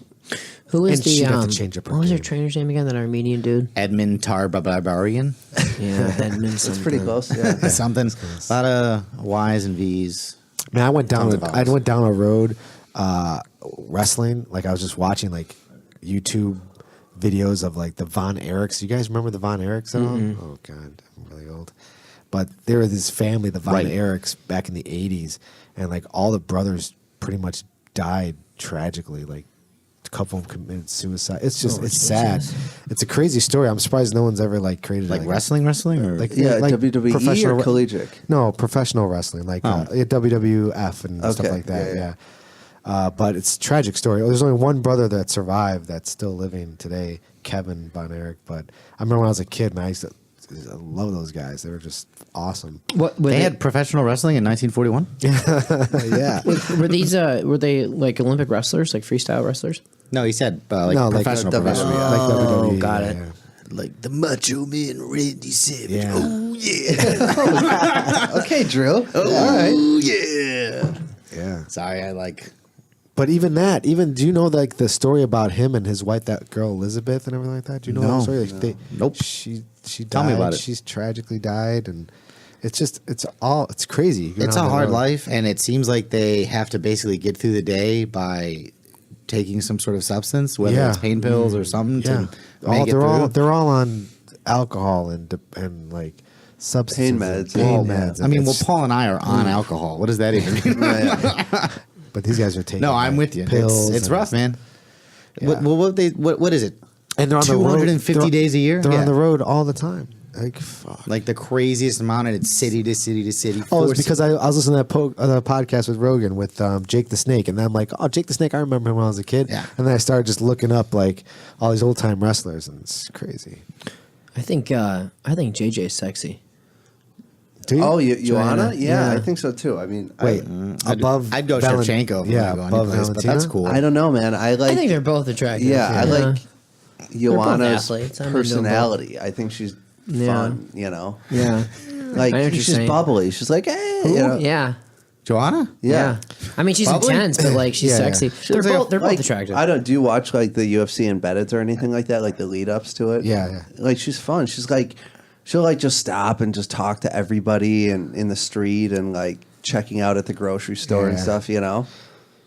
Yeah. I don't know. She seems like she's a cool chick. That adds to the dimensions of her hotness. For sure. Yeah. Or whatever attractiveness. Yeah. Valentina is like. Now that we're getting older, personality does mean something. Valentina, yeah, she's a little beast though, man. Oh yeah. Oof. She's like a stoic Russian though. You never know what she's thinking. Right. I'm thinking most of the time it's kill, but other. Yeah. She's one of those. Valentina's Russian, by the way. Well, if she Yeah. Yeah, I'm pretty dies, sure she she's dies kind of Russians. She does. You know? She dies. it's okay. You want the borscht? Dmitry stole my motorbike. So they're taking away the 125 pound male division and now introducing the 125 pound female division. Okay. Well, you know what you're setting up for. Snip, is like snip, title snip. Switch right over. Champion. Champion. Andrew's going to be the first transgender jiu-jitsu brown belt gold medalist at that next year. Or whatever. Dude, What are you guys closed-minded? Motel 6 is fucking sponsoring the UFC. I just yeah. I saw Hooters. I Did you see just Hooters saw on there? I was Hooters, surprised. too. Really? Yeah, Hooters? me And then too. some vodka I've never heard of. What happened? Where's the proper 12? Where's the proper 12? They're gone. huh? fuckers? Oddly gone. Weird. Oh, man. Yeah. Not that good. Wasn't very proper. This is a good match, by the way. I mean, they're trading pretty well. I actually expected Shevchenko to be a little more kind of heavy-handed with JJ. She's quick. She's really. JJ's doing a good job. So these two have fought before 3 times in Muay Thai competition, Right. and Shevchenko's won all 3. Right. So don't you think Joanna would come in with like a, hey, this is MMA rules now. Put her up on the fence. Maybe Do I something. should put her up on the fence. Go for a single. I don't know. You know, if she turns it into another Muay Thai fight, she's going to lose again. Well, she's doing right now. She's losing. I Right. think. Well, she lost the first round for sure. She got taken down. Yeah, But she got taken otherwise, down. I don't know. I don't think she's necessary. I mean, maybe I got to pay attention a little more closely, but it doesn't seem that she's necessarily losing on the striking. Maybe she's got a little bit of a. I mean, I think she's disadvantage. throwing strikes, but she's not really doing damage. Yep. Like Valentina's actually landing those strikes. Yeah. So what is this? Poland versus Russia right now? Is Yep. that what this is? Okay. Yep. Polska. Zito. What's that? We haven't talked about Nogi Worlds. What about you paying attention to who's up? No.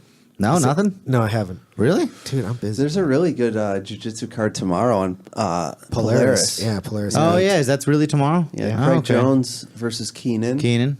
Okay. Even Ari versus little Ryan. Nogi? Yeah. Right. That's Polaris. That's right. Wagner Rocha versus Benson Henderson. That'll be good. Yeah. That'll just be aggressive no And matter what. Nicky Ryan versus Imanari. Yeah. Yeah. Yeah.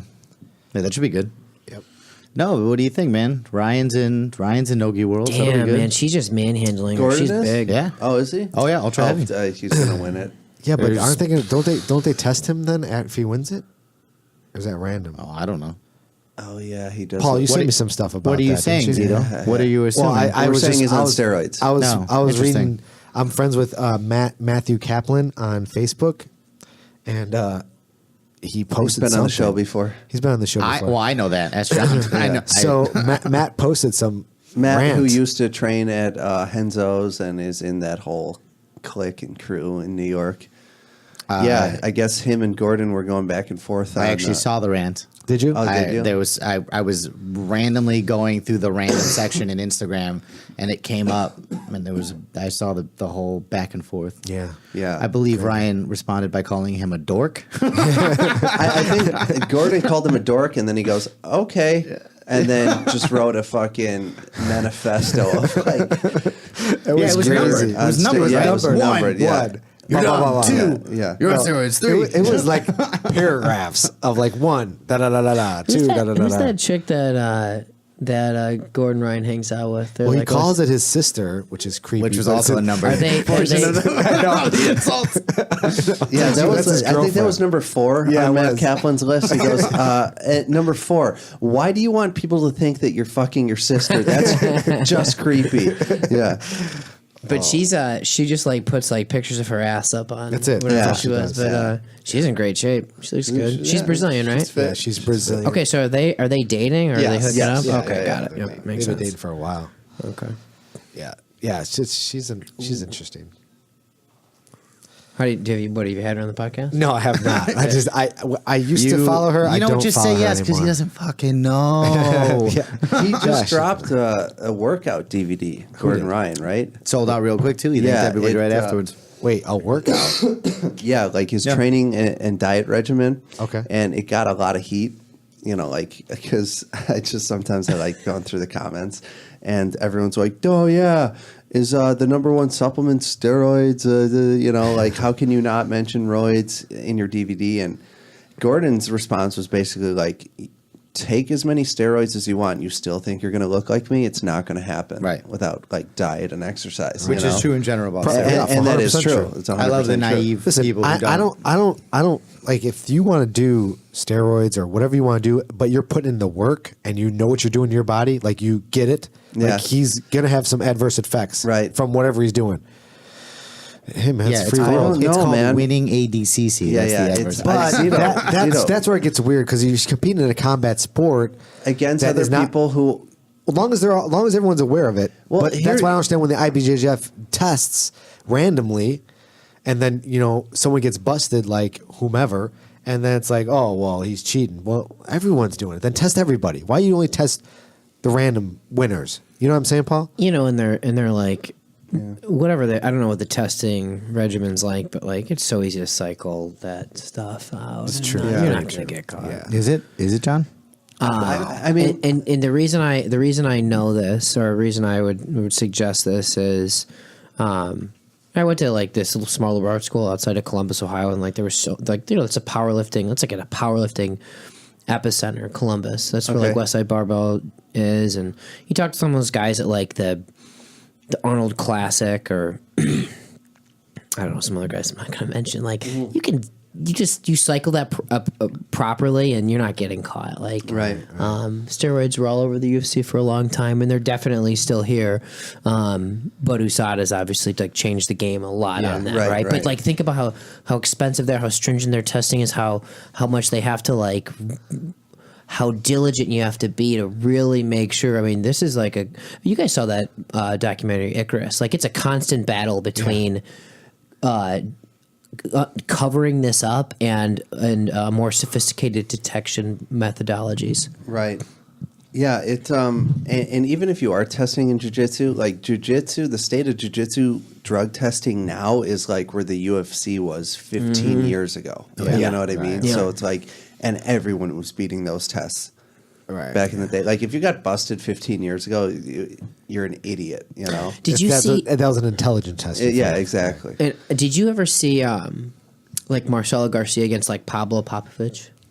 Probably. I mean, at you some look at point, Pablo. I mean, Marcelo Garcia. Like I don't know if Pablo Popovich was doing steroids, but like you Was look that the at big guy that he slammed He's him? jacked, yeah. And he slammed him, yeah, Well, that no, he person. didn't. You're talking about the guy who was like Marcelo had his back and he slammed him Yeah, back. No, that was Rico Rodriguez. Oh, okay. Rico Rodriguez, however you pronounce it. But Pablo Popovich was just like, you look at him, it's like he looked like a bodybuilder. And Marcelo probably never done steroids. And Marcelo Or he's lifted a incredibly weight. impressive Yeah. to me. Yeah. Why would you lift weights? I think he's actually quoted it saying, "Why would you lift weights?"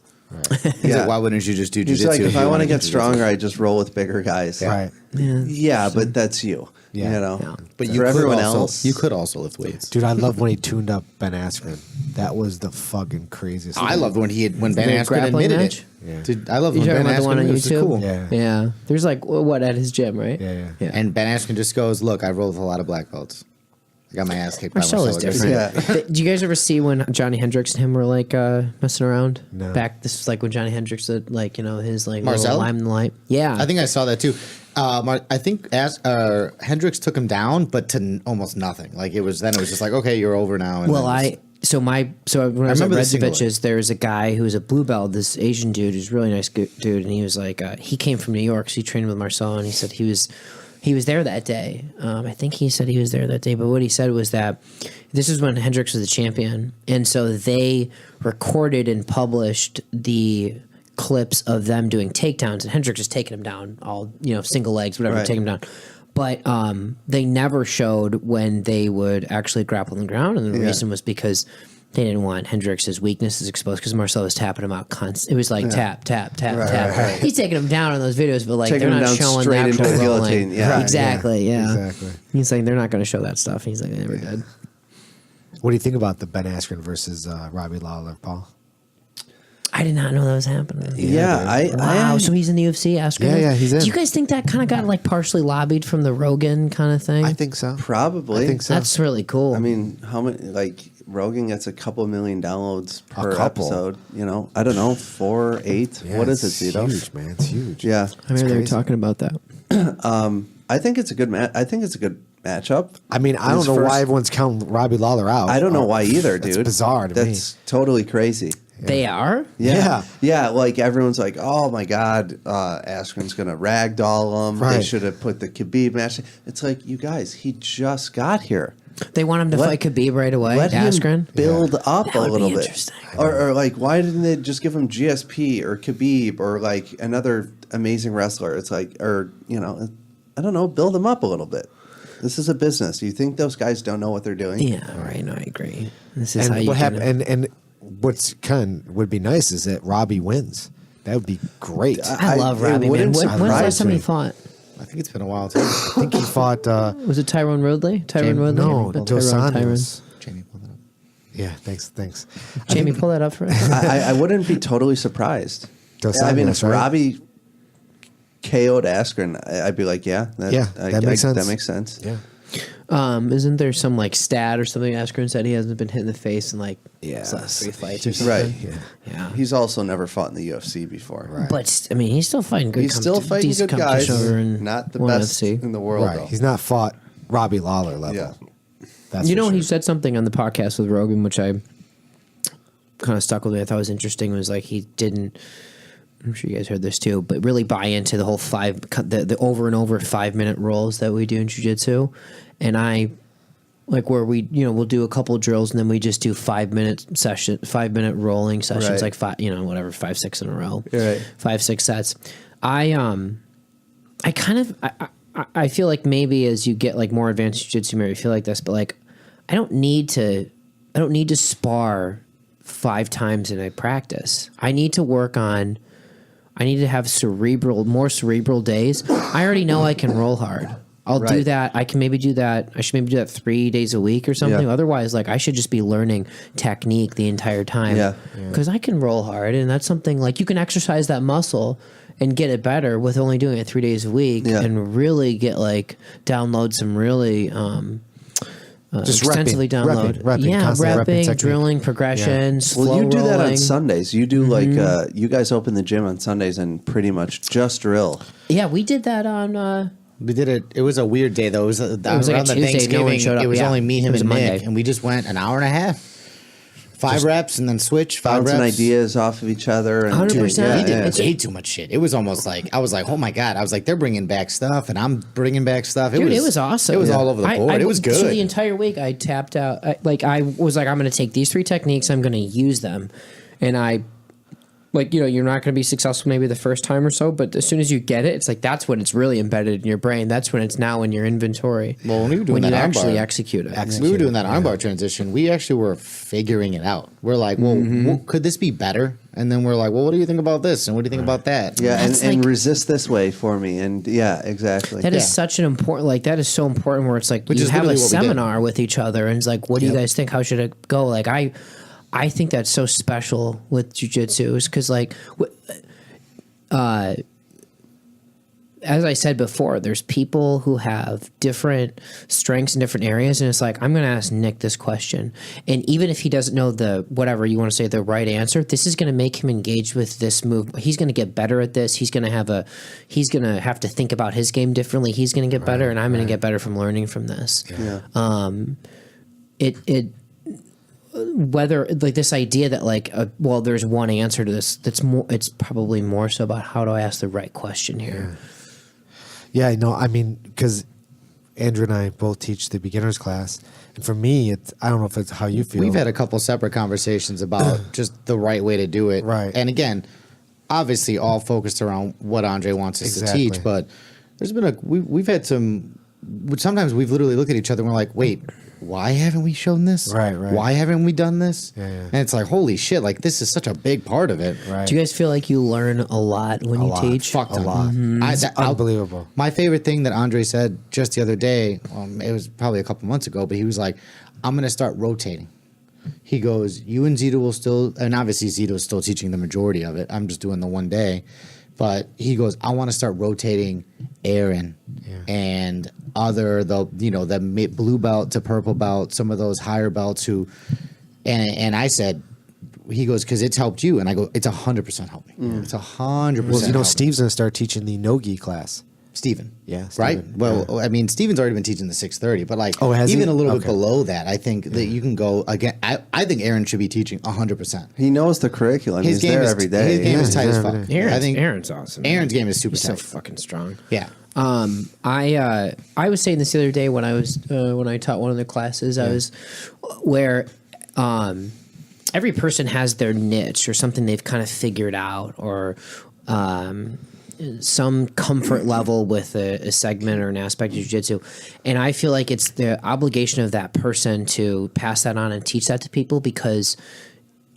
First of all, teach people your secrets, quote in secrets in quote here, in quotes, but teach people the things that where you're strong because you want that disseminated into the sort of the jiu-jitsu gene pool. So people start to resist and they understand it. So it makes you, it pressures you to then change your game when people know it's coming because you've taught them your thing.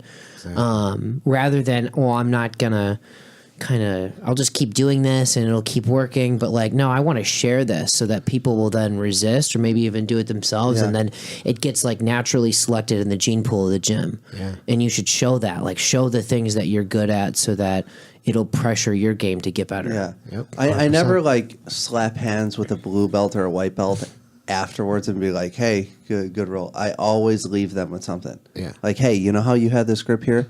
You don't want that grip. You want this grip. That's why I got out of this. Right. And they're always like, oh, dude, yeah, cool, thanks, You gotta balance. I gotta be careful with that one though. Why? I try and because I feel like sometimes jiu-jitsu is like fucking golf. Like everyone's got a tip. Everyone's got something to say. Yeah. Everyone's got hey, keep your head here, keep your head there, and it's like the approach I take with a lot of, this is just me, but the approach I take with a lot of the blue belts and the white belts is they're going to figure it out. Right. And they should maybe, if there's something egregious that needs to be called out, sure. But otherwise, like, I don't need to be the extra cook in the kitchen for them.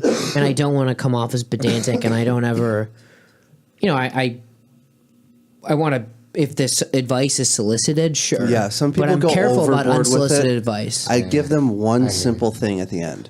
Well, Andre's, just something small. Andre's big thing is, plus he doesn't want everybody trying to learn your game. Right. They're there to really learn his game. Yeah. So, but a fundamental mistake, if you're not correcting them on that. No, that's what I'm saying. You gotta, if it's fundamental, sure, but like don't do something that's specific to you, especially brand new white belt. It's Right, it could be yeah. so above their head. Yeah. That's the one thing I've always been like, dude, you don't want to overcomplicate The things. other You day- add too much into it, and then Yeah. 100%. tomorrow You gotta there's- read the yeah, situation. there's no way. The other day at But- white belt- No, I started doing it more actually. I used to be pretty closed off. Like yeah. Zito knows. I used to be like, no, we're rolling, don't talk. I'm not trying to give you too much. If you want to ask me about it afterwards. Right. And who fucking comes Yeah, and that's- asks you that was about it? four Well, rolls ago. this white belt asked Yeah. me the other day. He's like, so he's newer to our gym, and he's been coming to the 6 o'clock on Mondays, I think, mostly. And he's like, hey, I'm having trouble. I don't know how to get out of mount. And I'm like, this is I've been starting to do this, Right. where we're starting the back, Paul, and I have people just try to escape the back. I don't give them tips on how to escape the back.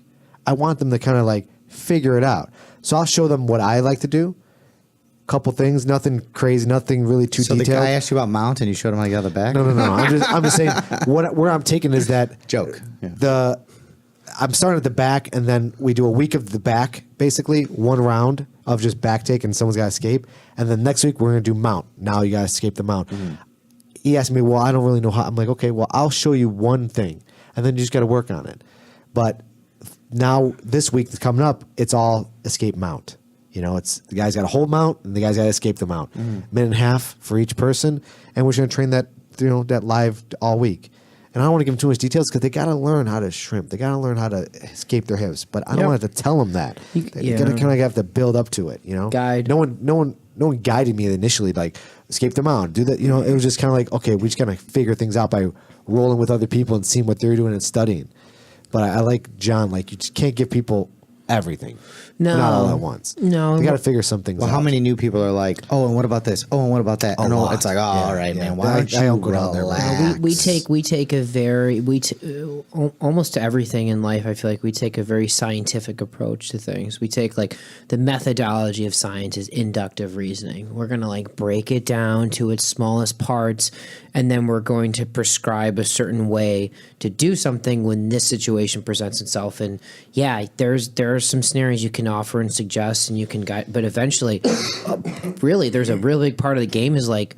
Just get out of that position. Just think about getting out of that position. Like here's maybe a way you could do it formally, but this is ultimately up to you to be an athlete here. Exactly. And so not everything is going to be just spelled out and prescriptive. And there's certain things that have better chances of hitting than others, and you're going to figure out what kind of works. Yep. Yeah, absolutely. Dude, This is thing's a- going to go the distance. It is going the distance. shockingly.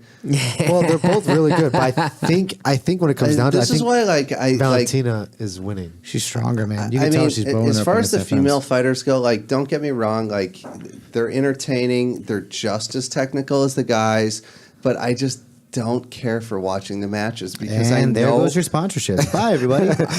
I know what it turns into every time. It's a tap fest to a decision. Like, I don't know what it is. Do they not generate enough power to make finishes? Certainly or- not. Yeah, They do. Well, I don't know. I mean, Chris like, Cyborg finishes some people. yes. Okay. Thank you, Zito, for the one fucking person Wait, who actually but finishes people. Amanda Nunes. Holly Holmes finished the shit out of Ronda Rousey. Wow, that's two examples, guys. Keep going. Are we going to name the When third does it be- knockout? when does it become- Out of Amanda all the Nunes. female Amanda fighters? Nunes. Yeah. There you go. JJ stopped Penne. She Yeah. beat the shit out of her. I think she stopped her. Maybe. Yeah, good It- doctor. it's like- Actually, a doctor it's did. like- What are you talking It's about? like seeing a hole in- it's like seeing a hole fucking in knocked one. her out. First round, second round. Dude, Rose Drew, there's been a couple of Namajunas. holes in one at the Masters division, right? Yeah. No, bro. Yeah. Oh man, Wait, Rose Namajunas. Knocked When out. is she fighting again? I don't know. She's incredible to watch. I love watching her. Is pretty hot, Johanna gonna be 3-4 fight losing streak if she Yeah. loses? Yeah, she'll be sure. three-fight losing Pretty streak. sure. I was thinking about Well, that. title, and then title. Three titles in a row. She Right. had. Exactly. She didn't win she's one in not- between. No, I don't think That's so. what I respect about her. She's Or did not she? like, hey, I need to get back on the winning streak. She's like, give me the toughest person you have. Yeah. You know, like even with McGregor, people are like, oh, geez, he's lost his last, 3 of 2. It's like, okay, he's fought Floyd Mayweather, Khabib, Nate Diaz. Yeah. Like Well, you think he's coming back? It's not He's like the coming guy's back, though, like, right? hey, throw me someone who I could just pound. He's not coming back. You don't think he's coming back, do you? Nate Diaz? No. Connor? Connor. Oh, yeah. Connor. You think so? I think so. Yeah, could be. I love watching him fight. It's extremely entertaining. It is. You know something's going to happen, you know? There's something I was going to say about white belts and blue belts. What we were talking about before. What were we saying? This is sloppy. End of the round. That's it. Let's see who goes home Oh, with the teaching belt. I and can't believe this went to solicitation of the advice. scorecards. Oh, you know what? It's Something is unbelievable. interesting. What I said something today to a white belt, and this is like sometimes I'll say something is where I feel like Call him a pussy. you know I will say I more so the only time I'll really comment unsolicited when it's unsolicited will be if I feel like the approach is potentially toxic. Here's what I mean by that. There's a white belt today who I decided today I wanted to like just practice guard the entire day, open guard, whatever. And that was a really good spinning back kick.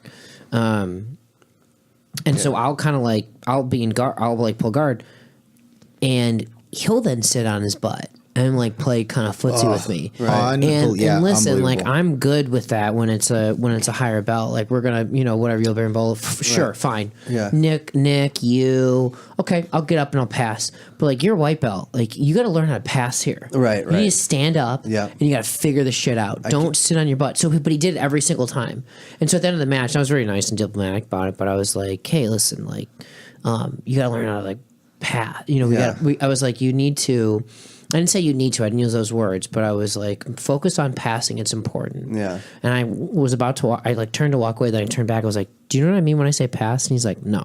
Because he nodded. He's like, yeah, whatever you say. Right? Yeah. And I was like, okay, here's what I mean. I was like, just take the legs and just move them to the side and Yeah, then go And around. then you go the other That's way, it. right? I'm not going to say anything more complex than that. Yes. You need to just know that's the objective. Right. And don't sit on, like, I feel like sometimes in jiu-jitsu, especially, like, first of all, in tournaments, we start standing up. Right. I don't want him to put him in this habit of, like, I'm just going to, like, sit on my butt and, like, play some open guard. No, man, like, let's get past that guard.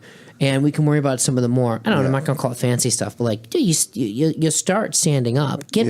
Let's also honor the basicness of the sport. Pass his guard and put your chest on his chest and be on top. Yeah. That's the objective here. Yeah, that whole knee wrestling thing that happens when you start, like Is you there slap anything them. more awkward when two white belts both don't want to sit on their butt and don't Right. accept it? It's like, all right, this is odd. I almost want to pull out my phone. No, when they don't accept it and they're going to like fight for top position, I appreciate that. But when they both go on their butt, it's like, what are you guys going to do here? And then it's like, okay, fine, I'll pull guard. And then you sit and they sit and you're like, well, okay, fine, I'll take top. And 2 then points, and then- thank you. And then you get up and they get up with you and it's like, What are we doing here? which is it? Right. Okay, let's stand Okay, now and figure it out. Let from me here. just give you side control, like to get this thing going. Yeah, that's you what know? I'll do sometimes too. Yeah. So what I do, John, is when somebody does that, I actually put it in a points perspective, and I go, okay, and I get up and I go, okay, just so you know, I'm up 2 points now because I sat clearly, and I've gotten up after grabbing your leg, and now you are now losing. Right. I hope that's Valentina okay. won. She won that just unanimously, right? Yeah. Okay, I'm not surprised. Yeah. I think everyone saw that, but Mother Russia. God. no. But I think the same. Hashtag Mother Russia. Actually, wait. What flag is it? That's not Russian. No, I'm pretty sure she's Russian, though. She could Whatever. be Ukrainian, too. I mean, Shevchenko. No, I'm telling you, what I'm flag pretty sure is she's that? my sister, but that's fine. I can't remember what you were talking about. Trains in Thailand, Tiger Muay Thai. Remember when Rogan got like emotional when he was interviewing Ronda Rousey? He's like, "What you've done for the sport? I mean, it's so moving." Probably was. It probably was important. Fuck off. Probably was important. Yeah. Yeah, I appreciate it. Did you remember that? Oh man, Rogan gets emotional. He's the guy Sure. with his emotions right there, ready to come out. He's gonna cry right I now. remember my my buddy who had like he remembered Rogan from like the Fear Factor days. Yeah. And we were watching a fight like maybe last year, 2 years ago, and he saw Rogan come up with like and I look at Rogan, I'm like, the guy looks so good for his age, like in great shape. TRT, baby. Right, whatever it is. And he It's definitely works out. TRT. Yeah, and he works out. Right, No. And he was like, Openly admits it. wow. He's like, dude, Joe Rogan looks fucking awful. And I was like, what? I was like, really? You think so? And he's like, yeah. I mean, the Fear Factor days, I mean, he looks so much younger. He's got hair or whatever. But I was like, I didn't want to feel like, or make it seem like I'm defending him. Like, I guess I don't care. But I was also like, the dude's in really good shape. Great I mean, shape. I mean, by the way, he shaved his head because he was balding. And like, get that. But his neck is giant. Yeah. Like, Big it's neck. fucking thick. This is going to be a great fight. I'm This is excited gonna for be this, man. Yeah. I'm gonna go to the bathroom. I don't know why to tell people, but Yeah, I don't know why I did Yeah, either. Drew's going to the bathroom. well, because I'm sure everybody's just dying to know where Right. Yeah. that super funny voice. Yeah. For all the listeners out there, just fast forward it 60 seconds and Drew will be back. The highlight of the podcast. Fake dick. Yeah. He's going to pull out his tiny little chode and take a tinkle. So, what do you think about Ortega? What do you think? Why is this guy talking? Yeah. I don't know. Stephen Thompson. And What you do can want? tell, I don't even know, I can't even hear it, but I can tell whatever he's saying has been scripted 100 times. Yeah. Whatever he's saying. What?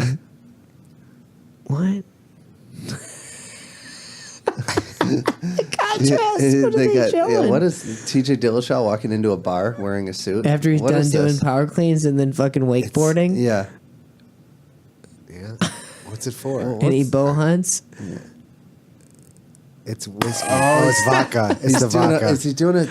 It's a vodka Is commercial. it? Yeah. Or is it a tequila? What do you know, Zito? He's got- Because he's got some they're very- sponsors of Vodka's vodka. not brown, Long dude. nipples. Dude, Vodka's- a vodka. Vodka's not brown. That's either tequila. Oh, it's vodka. That is vodka. Thank you. See, There's What did it say? brown The man- vodka? Did it say the man makes the man? Is that what it said? I don't know. Something I like guess. that. Yeah, something like that. That's like They- having Zito do an alcohol commercial. But That dude, makes there's- no sense. Wait a second, but there's no like what lazy. So the concept there is clear. Like what we're gonna do, guys, is we're gonna like show him walking into the ring with his shirt off, and then we're just gonna splice in pictures of him or videos of him walking into a bar, and Yeah. that's gonna be the comparison here. Right. That's so Wait, lazy. It's called wakeboarding- contrast, John. But he was wakeboarding. So he's a and sitting cage on a fighter, boat. but he also has a. When he decides to class it up, he chooses that vodka. Right. Yeah, Like when I or put a whatever suit it on, was. that's what I'm drinking. It's just lazy marketing right there. Yeah, It's weird. Pretty lazy. Like that would be something like an idea like, okay guys, so how do we synthesize these two concepts? Well, show him walking in the ring, then show him walking into a bar. Oh good idea. Yeah. Glad we pay you $100,000 a year for this. So Ortega and Holloway, what do you guys think? Either one. Doesn't Ortega never has he never competed in IBJJF? I don't even know. That wouldn't surprise me at all.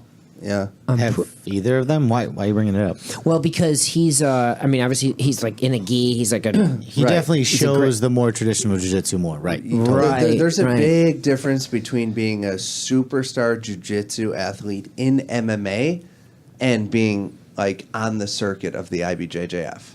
Huge difference. But he came from jujitsu. This is my point: is that he came from apparently like just a complete jujitsu background under Henner, Henner, yeah. and they specifically didn't put him. Apparently, this is what I've heard.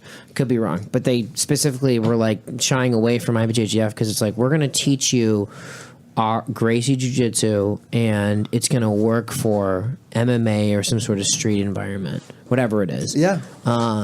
Because IBJJF is like those rules will shape your Jiu-Jitsu in a certain way. Yeah, true. I mean, Because look, he still does it in the gi. Yeah. It's like you'd expect someone of that skill level, like, oh, he's done IBJJF. Apparently, he hasn't. yeah, I mean, sport jiu-jitsu, a lot of that stuff, doesn't work in the cage. Right. You can reap. Yeah. Like we saw.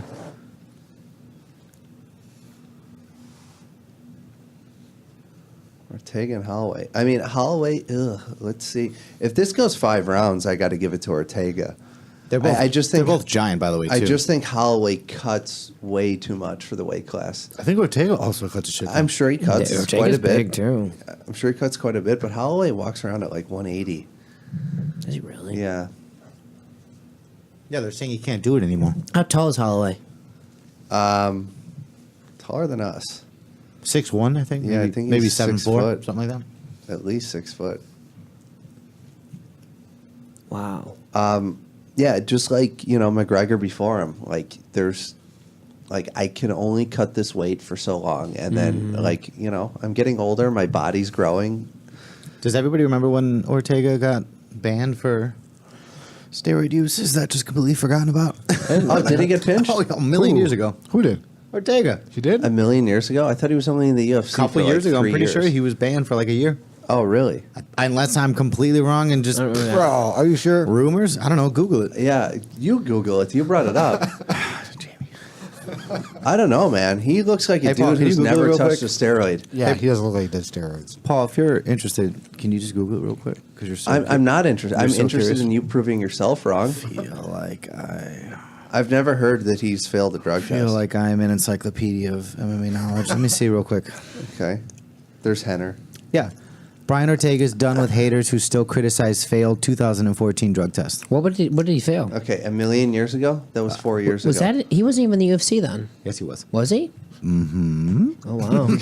Drew's so happy with himself. There's Henner. Henner's Look, like, I know I You know, looked at- Henner wants to move Brian Ortega out of the way so he can walk in front of the camera. 100%. And be like, okay, guys, so here's Yeah, what we're gonna do today. here's- yeah. We're really excited to have you here, Yeah, yeah. guys. We are pumped to be here.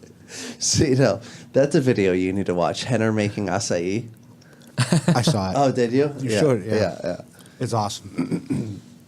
Probably not as good as yours, though, Paul. Not gonna lie. Can you make acai, Paul? Paul. John. Like a motherfucker. Really? Listen to the goddamn podcast, Yeah, John. it's all boiling Paul down does to not that. fuck around with I the feel like acai. John would. John, I'm going to have you over. John would be so I'm gonna have to quiet have you if he over just for a listened to the bowl of acai. podcast because all his questions would already be answered. I mean, Paul's acai is world class. Let's save us all some Well, time. how'd you just like to devote yourself to being able to make it well? Yeah, a little bit of trial and error, a little bit of looking online, seeing what other people are doing, stuff like that. Yeah, Interesting. How do you make it? I can't go into this again. We've done it Okay, too many sorry. times. Unreal. But It's I also will- not a simple process. Do you put peanut butter in? I feel like I see that. Almond butter. Almond butter, yeah, I was gonna- yeah. okay. We will. I will get into this off air, but I'm sure the listeners are like, I cannot listen to Paul talk about How many people it. listen to this podcast? Like 14 million. A lot of people. there's What's the average download now, Zito, Why per is that funny? episode? thousands. really? Well, yeah, like almost 2,000. What the fuck right is now. that? Oh my god. No, I mean, I mean, I'm not surprised. I just had I didn't have a gauge of it. Yeah, Should really watch what I say. What gets weird is that you think like Should I talk for about me- magnums again, guys? Yeah, Yeah, yeah. So what's weird is that like By the way, You think it's ladies, just John's got a Chicago. huge cock. It was weird that you dropped in the first 5 minutes. Listen, the story doesn't work if it's not the guy not saying magnum to your magnum. He's making fun of me. Right, right, 'Cause, like, right. He said, you need to pick this out. So I'm like, well, I better go with the biggest one. John's Let's like, just say hey this, guys, John. thanks for having me on the show. This is a great opportunity to tell all the ladies how big my dong is.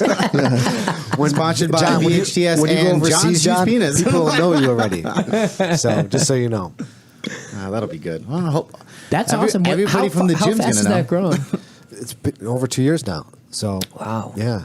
So I mean, when but- you first started, how many like downloads were you getting? Like tens at a time? yeah, 10s, 20s, then Yeah, it got just hundreds. slowly grew. And you can track where it's being downloaded from? Yeah, all over the world. I think the only place we haven't hit was Russia. So it slowly grew because we had Sounds like a government thing. Different, Probably not allowed to be listening. different gym owners and instructors in, and then every time we had a gym owner and instructor in, their students would listen to that episode, and then we would gain that academy's attention, and we would retain maybe half of those, and it just kept growing every time we had a new instructor in. Interesting. Basically until pretty much 90% of the downloads, are the Chicago Jiu-Jitsu community. Would you say? Well, United States. I mean, Midwest, like Illinois. Yeah. is not nine. No, California is pretty big here too. We get a lot of downloads in California, Right, as well. and Wisconsin. And, Yeah, Wisconsin, but more California than Wisconsin. To be honest with you. Okay. Yeah, but yeah, majority is in United States, but we've got Canada everywhere. It surprises me how many little places like Iran, bizarre. Interesting. Yeah, right. Yeah, That's it's- really cool. Yeah, You built something. Italy, we finally Should be proud of that. got Italy. Someone's listening to us in Italy. really? Thank Yeah. you, Salvatore. We appreciate you. Shout out to Yeah, Salvatore. because we haven't had Italy in a long time. We had Ireland, but not Italy. But maybe Javier helped us out with Italy. How did Javier help you out with that? Did he go there? No, he's No. different, Thai. different Javier. Also, are you thinking Oh, about? yeah, yeah. Are No. you thinking about our Javier? Yeah, Javier's in the no, gym. Different No, Javier. different. Okay. Yeah. The Javier who took over my seat at the Yeah, to the Zito was table here. done with Paul's bullshit. Yeah, And fucking Zito fired me. Upgraded. Oh shit! Got that upgrade. Are you a guest today, or you been? I'm a rehired? guest. Yeah. Oh wow. So John. Fucking He's such a piece of shit. I know. You're awful. Always that he bring up- doesn't always listen to bring my up friends. past skeletons. in the Yeah, it seems closet. like you might be the first. This is the first and last time, John. Really. Yeah. No, I did not helpful. the first 88 episodes. It was our idea to do the podcast Look at together. the Well, I fucking knew Matt. that. No, Yeah. I knew that. I just didn't know that you weren't doing it now. Yeah, Oh, so yeah. like when work got crazy and everything like that, I was like, Zito, I just can't do this anymore, you know? And so Javi filled in. Javier is one of our old training partners Got and it. teachers. Okay. He's a brown belt at LCCT. He's a Okay. black belt in judo, and he's Oh, cool. Yeah, Leg he's super- lock, master. Yeah, he's legit. Catch wrestling for like And he's 15 been years. and he's been helping us since we first started the podcast because he's really well known in the jiu-jitsu community. He was helping us getting guests and stuff like that, so it Oh, kind cool. of made sense to. Yeah, it was a smooth transition. Right. And he How do was you like working basically with him? What's that? How do you like working with him? It's great. Yeah. I mean, he's like an encyclopedia of knowledge of Yeah. reads. Great beard. Yeah, he's got a crazy beard. But yeah, he's great. Very Good.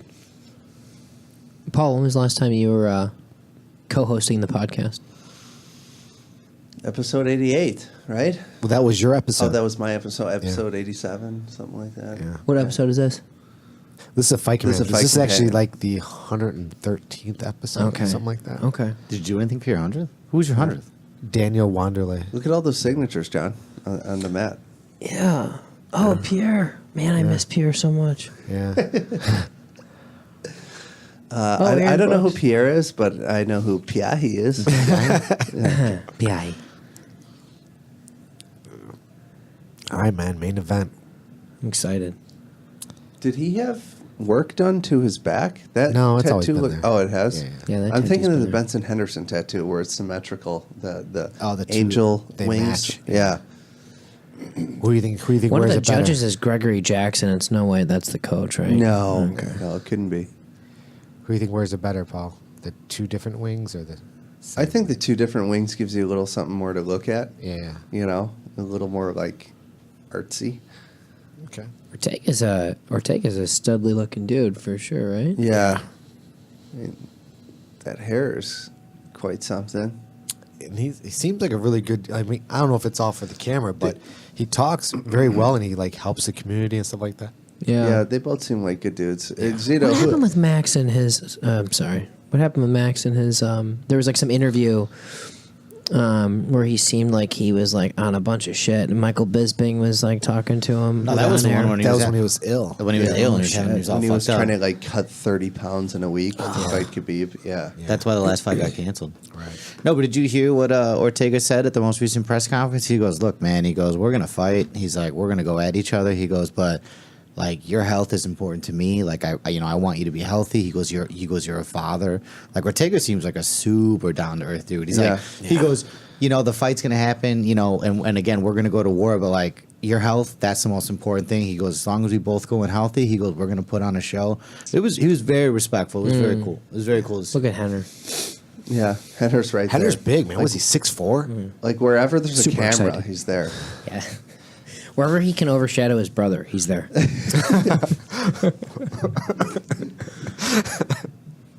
Paul, what were you going to ask me earlier? What were we talking I about? don't know. You said Zito. I don't know what you said. Couldn't have been that important. No, it's not. I was gonna bring up some earlier, and then we kind of passed by Oh, it. But great. do you think Go it's? ahead. Oh, hey, wow! Don't everybody get all excited at once? Fucking shit! When you pre-qualify it like that, then it's It like, was well, interesting, I'm and I going to wanted- not like this topic. I wanted now. to hear everybody's opinion. I find that it's weird that I have only trained at Andre's. Where like I didn't even know that you went and trained at other. Do you think that's am I a rarity that I went to one gym and fucking stayed at it the entire time? No. No. Nothing wrong with that. I feel just weird about that. I went feel to like the other gym because I moved. Yeah. No, I guess that's true. Right. It wasn't because It's probably 50-50. Yeah, Yeah. I don't I'm know. gonna I have a beer I for think this it's fight. weird that I haven't like searched. I mean, you can go to open mats. And, I guess I could. Yeah. Could. Not Take that I privates from want to it. go anywhere, but Like I'd definitely be interested any to other see other black looks. belt in the community will give you a private if you want one. That's true. You know. Well, I also don't know that because I'm not super popular like you guys. Not celebrities. We didn't know that till we started the podcast. Right. either. We did not You know know? that. No, but That all gyms are kind of open for everybody. Right, right. We were very uninformed. That's one of the things that like when I go to tournaments and stuff, people will come up to me like, dude, I didn't know like how kind of cool the community was until you guys started, interviewing all the other people, all the other instructors, and they would jump on the mic and say like, stop by whenever you want and blah blah. it's a really I awesome never knew it was community. like that I could go to open mats before listening to your show and stuff like that. So that's kind of cool. Yeah, absolutely. It's Yeah. fucking awesome. Yeah. This is a good fight. This is where there's random 10 to 15 second pauses where nobody's talking because Were trying to watch the fight. you still trying to get something? Oh, that was you were trying to get out that you didn't train other places? Yeah, maybe it wasn't a good topic. Whatever. Trying to just I keep it think going. it's a fine topic. Yeah. I don't think there's anything wrong with that. There's definitely probably a level of stagnation in any gym because there's only so many instructors. But as long as there's fresh blood coming in the gym, it will mix up the skill gene pool. That's what I like about Andres too. There's always just some random Brazilian black belt that's there. It's like, who are you? And it's like, no English, and it's like, that's fine, but like. I thought was really interesting. Who's the Brazilian that was teaching the other day who doesn't speak any English? The little guy? Yeah. I don't know his name. Isn't that horrible? No, not really. I don't know his name either. Here's what I thought was interesting. We've had long conversations. Like he takes his phone, he'll talk. It's the guy that comes all the time, right? Yeah, he talks Portuguese in his phone, his Google Translate, then lets me read it, and then that's how we communicate. Oh, really? Yeah. He's showed me a lot of stuff. He's like my size, a little thicker, but he's very, very technical. Yeah, he's trained at Checkmat, Okay. Check and he's trained with Michelle Nicolini since that blue belt. Like this guy's no joke, man. He's His legs fucking are phenomenal. Nice. His Phenomenal. legs are He moves really, super. really well. Yeah, I like that half guard thing he showed Yeah. us the other day. Yeah. What I thought was interesting, and this reminded me of just basic primitive ancient human cognition. He couldn't. So the other day, we're in the gym. Andre's been gone for a couple weeks, and basically whoever's the highest belt is like teaching some of these night classes, and so he's in the gym and he decides to teach, and he can't speak a lick of English.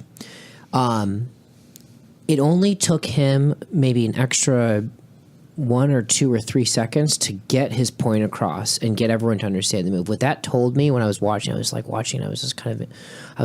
thinking about it in my head how this shows how young language is in the history of humanity for the last 2 million years. Right. Language has only been around for 30,000 years. To show something, to demonstrate it, all he had to do was just show it a couple times. He even spoke in Portuguese to himself. Right. He would say it out loud, even though we weren't understanding it. He was saying it for himself. But it only took him maybe a little bit longer for us to be sure of what he was trying to show and execute upon. You don't even need language. Yeah. Language is like this nice to have. For sure, in that context where you're demonstrating a physical movement, you know what I mean? Like, because And we have a basis of understanding. jiu-jitsu in itself is a language almost, But yeah, if you were trying to explain like how how the economy in Brazil works, like that would be much harder to do. No, and and I think that's actually reflective of why language sort of formulated when we started becoming more abstract in our thinking. It's like you want to talk about like a topic like math, or as you just said, like whatever. Ortega is laying his fucking straight right hand all day. No, not Ortega. Dude, I'm Max sorry. Holloway. Holloway. Holloway has a chin on him. Dude, Holloway's He's so hard. lighting Ortega up. He's so hard to drop. Ortega had to go for a fucking single. Holloway's got the best chin in the featherweight division, easily. Boom again. Boom. Dude, his boxing is on another level. And that's kind of like odd. Like you hear Holloway talk, and you're like, dude, that guy's punchy. No, that's Hawaiian, dude. That's how they all talk. I guess bro. like either he's super baked and Hawaiian on top of that. He's just loose. Dude, BJ Penn versus Ryan Hall. Is anyone excited about that one? Yeah. No? No. Why? Really? Because BJ Penn's very old. Come on, Yeah, man. but Still dude, interesting fight. Ooh, man, he caught him right there a little bit. Okay, I don't like when they like he does that. Just keep going. Don't have to. Ooh, you don't his have face. to. Oh, man, part of this is psychological warfare. You gotta do it. Really? I A think little so. showboat here and there. I think that's okay. I No, think I'm- like if okay. you're so if we're getting like down to we're boiling this down to like what this is ultimately getting at, which is like life and death battle, right? That plays into it too, like intimidating an opponent. It's not all just about. Before McGregor and Unless you Ronda, get knocked out by like Anderson Silva, then that looks pretty bad. before Ronda Rousey Yeah. and Conor McGregor came along, BJ Penn was the richest MMA fighter to date. Really? Yeah, his net worth is $22 million. He's got a good brands. He's got good like. Yeah, he's got yeah. good- He's in gyms and Remember when shit. he just come up on a mic and got then a Joe couple- Rogan would come to say, so tell us about bjpenn.com. See ya. Yeah, He's just yeah. out. He's just gone. So it's kind of odd. I mean, I appreciate his hustle because right now it's for the passion of fighting. It's not like Chuck where it's like, oh, this is sad. He needs the money. You think Chuck needs the money? I think he that does. was sad though. Yeah. That was. I don't know. Didn't watch it, just saw the highlights. Doesn't he though? Isn't that like? Hasn't that been outed? Like, I don't know if it's When's he been fighting out. Tito? He did already. He did. It was He horrible. did. Oh, Shit, man. Exactly. John, See? no TV. See? He's This is what fucking Lake happens, Michigan man. all day. What the But fuck, does John? that not just prove Damn. our So point? Tito won. Yeah, Teal knocked him the fuck out. But that guess not- what? first round. While you know the answer to that question, John can fucking lift 10 more pounds in the last month because all he's doing is working out and fucking eating meat. No, man. I'm sorry, I missed that.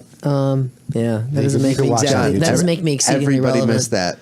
Nobody watched Nobody that bought it. fight. Really? Yeah. So it didn't perform well. No, 200 everybody was 200 laughing pay-per-view because they buys. got pay-per-view points, and everybody's like, "What pay-per-view points?" Right. Like nobody bought it. Did they come out with the numbers, Ito, and how many pay-per-views that's sold? 20,000 or something like Was that. it? Oh, Yeah, that's it was a week. pathetic. That's you gotta expect it, but like those guys, like God, man, back in the day, Tito and Chuck, Yeah. that was those are them. fucking Look, awesome. they're the pioneers. I mean, Yeah. they're the reason why this thing. I'm pretty sure they were my first 2 or 3 like legit UFCs. Like I didn't see the originals. I don't. Yeah, it was a big part. I wish there was one more fight. So how did he get knocked out? Just over him, right? Just yeah. Oh wow, so it was standing up wasn't even like Damn man, Chuck's chin just I felt like turned to it glass. was Yeah. it was a bad clip too. Same thing, like his head just whipped. Like when he Dude, got it's hit. nasty. He looked old. He looked lethargic in there. He did not look like. It looked like his last 4 knockouts. It was the same. It's hard to watch, right? After what's his name knocked him out with that vicious fucking left Rashad hook. Evans. Yeah, That was Rashad. bad, too. That was like That was the first. That was the first, yeah. you're right. Then were like, Rampage oh. dropped him, and then someone else. Actually, you know what? You're right. Rampage dropped him first.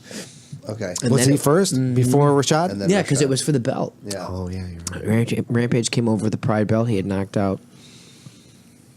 He came over the Pride belt and he had beaten Vonderlei for it, right? Or was it Henderson? Why does this thing keep speeding No, it up and wasn't. slowing down? Can't remember. It's just the. But yeah, it was Fight at Rampage Pass who thing. dismantled. Yeah, and Rampage fought Henderson after that.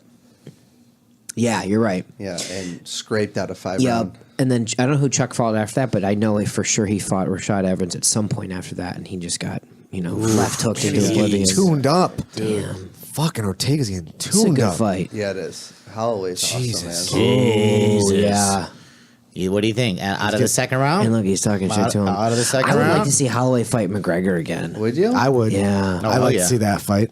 I think Holloway. It'd be a different fight. Yeah, different fight. Yep. Holloway'd have to come up. There's no way Connor can make that weight again. No, he'd come. Yeah, you're right. No, yeah, McGregor's not. And Holloway's not going to make this weight for much longer either. 45. Yeah. You don't think so? I think they were. It's been like Dana's saying it. A bunch of people are saying it. They're like, nah, it's not worth it for him. Oh man, Holloway's throwing some good shit. Yeah, he is. He's a really good on his feet. Yeah, He's got good hands. he's definitely improved since that Connor fight for sure. Wasn't Connor injured on that fight too, Paul? Didn't he have that ACL Well, or he something tore like his that? knee like in the second round or something. Was it in that fight or before the fight? No, in that fight. Oh, Was that before Connor fought? Was that right before he fought Dennis Seaver? yes. That was that fight. Yeah, it was before before that. Dennis Yeah. Seaver. It was awesome watching him fight Seaver. He just like, Everyone thought Dennis Seaver was going to destroy him, and he just just that lit he's gonna him have a up. hard time because his striker. But it's like, man, he lit it. Dennis Picked Seaver him up, apart. man. Yeah. Yeah, dude, his face is jacked up right now. Whew. How many punches has he taken to the head already? His cornrows look great. They show. It looks like a jack-o'-lantern. They show this punch stats yet? I don't know. Ortega's got to try and take this to the ground, man. He's tried once. I don't know why he's not diving in. Is he worried about getting kneed or something? Yeah, you're just getting like Holloway's just landing everything. Yeah. He's got the reach too. You think he's So they trying to have take the him in same deep water? reach, even though Ortega's like Oh, really? 2 inches shorter or something. 69-inch reach. I'm the Mike Goldberg guy. So virtually identical. Oh, liver shot. Nice. Nice body shot. Max's boxing's great. Yeah. Man. Have you guys, any of you done? Okay, so, Jesus, he's getting lit up. You said you did Jeet Kune Do. Yes. Have you guys, Andrew or Paul, have you guys done striking martial arts like boxing or kickboxing? I boxed for about a year. Okay. I was in the Muay And Thai then- pretty heavy. I really compete? enjoyed it too, but Smokers. Nothing crazy.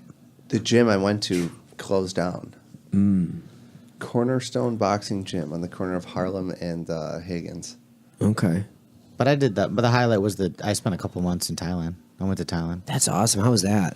Fun. It was fucking. Where in Thailand? I went to Phuket. It was a couple Cool. years ago, like 2008, when it was a couple years ago. It was fucking a long time ago. Dude, 11 years ago, my friend. Christ, It's fucking over a old. fucking decade. I fucking know. old. Hasn't the last 10 years just blown by? Like, what the fuck happened? So it was before it was a little bit less Western. So it was cool.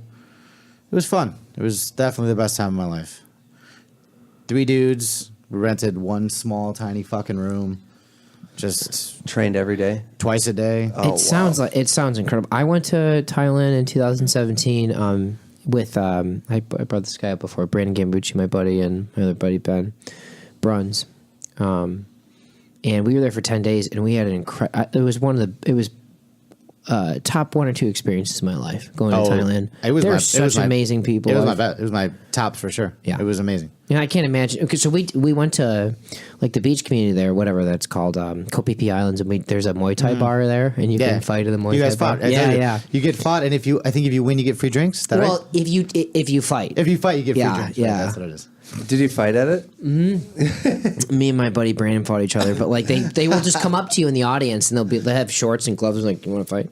There's no waivers you sign. You Right, get right, your right. teeth knocked out. That's what happens to you. Yeah, yeah. You're in Thailand, and it's amazing because it's like, of course we're gonna fight. We're gonna have a great time. Right. Did you did you fight, or did you just kind of fuck around? We fought. We also rigged, like, it would be 3 rounds. We wanted it to be entertaining. So we're like, all right, 3rd round, like, I'll take you down with the judo throw and you take me down with the wrestling throw. And we'll entertain the crowd. So we wanted to make But it fun for you everyone guys else. didn't punch each other in the So face, it did was you? a We did, work. no, Oh, we you did? punched- oh, yeah. Yeah, for sure. 100%? You No, held that a little I'm not bit, trying right? to knock him out. You held No, it and I don't back. think, for sure. Yeah, we were like 75%. Okay.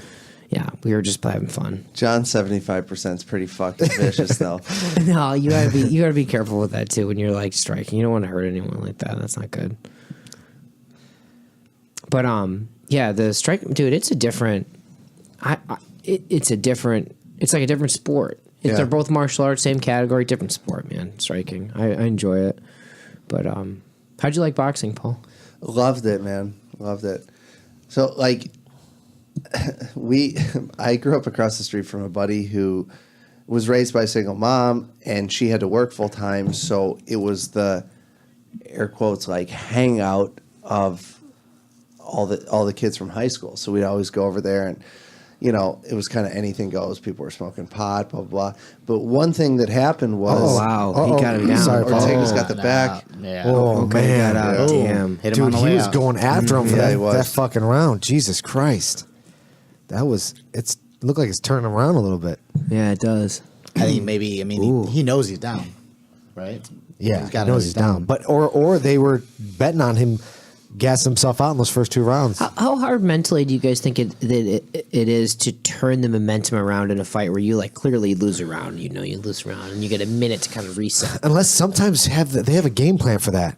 Like, looks like Ortega's now coming to life, but Right. that could have been like, the game plan. Like, we're just going to defend and, try to move around and let him punch himself out. Yeah. And then we're going to take it to him in 3. I think about it from all my jiu-jitsu matches. Like, what are the chances where one thing goes bad and then you just fucking avalanche and nothing happens? It just snowballs into nothing. Right. It's hard to turn it around. It is hard. For but- sure it is. Yeah. What is it? I think, but there's got to be some stat where it's like more than half the time if the guy that takes the other person down, that person wins the fight or something. But like you know that. what though? Like I know like by my like third jiu-jitsu match in a tournament, like I'm warmed up and I feel real relaxed in there. Yeah. And I imagine, look, they're in the third round. Like maybe you're getting like a better version of Ortega. Like he's more warmed up. I don't know really. Right. Or everything's going numb right Look, now. he's landing 15 over 12 right now. Like Yeah. you know, so jiu-jitsu match is interesting because like if you you get one round of 5 minutes, 6 minutes, 7 minutes, whatever it is.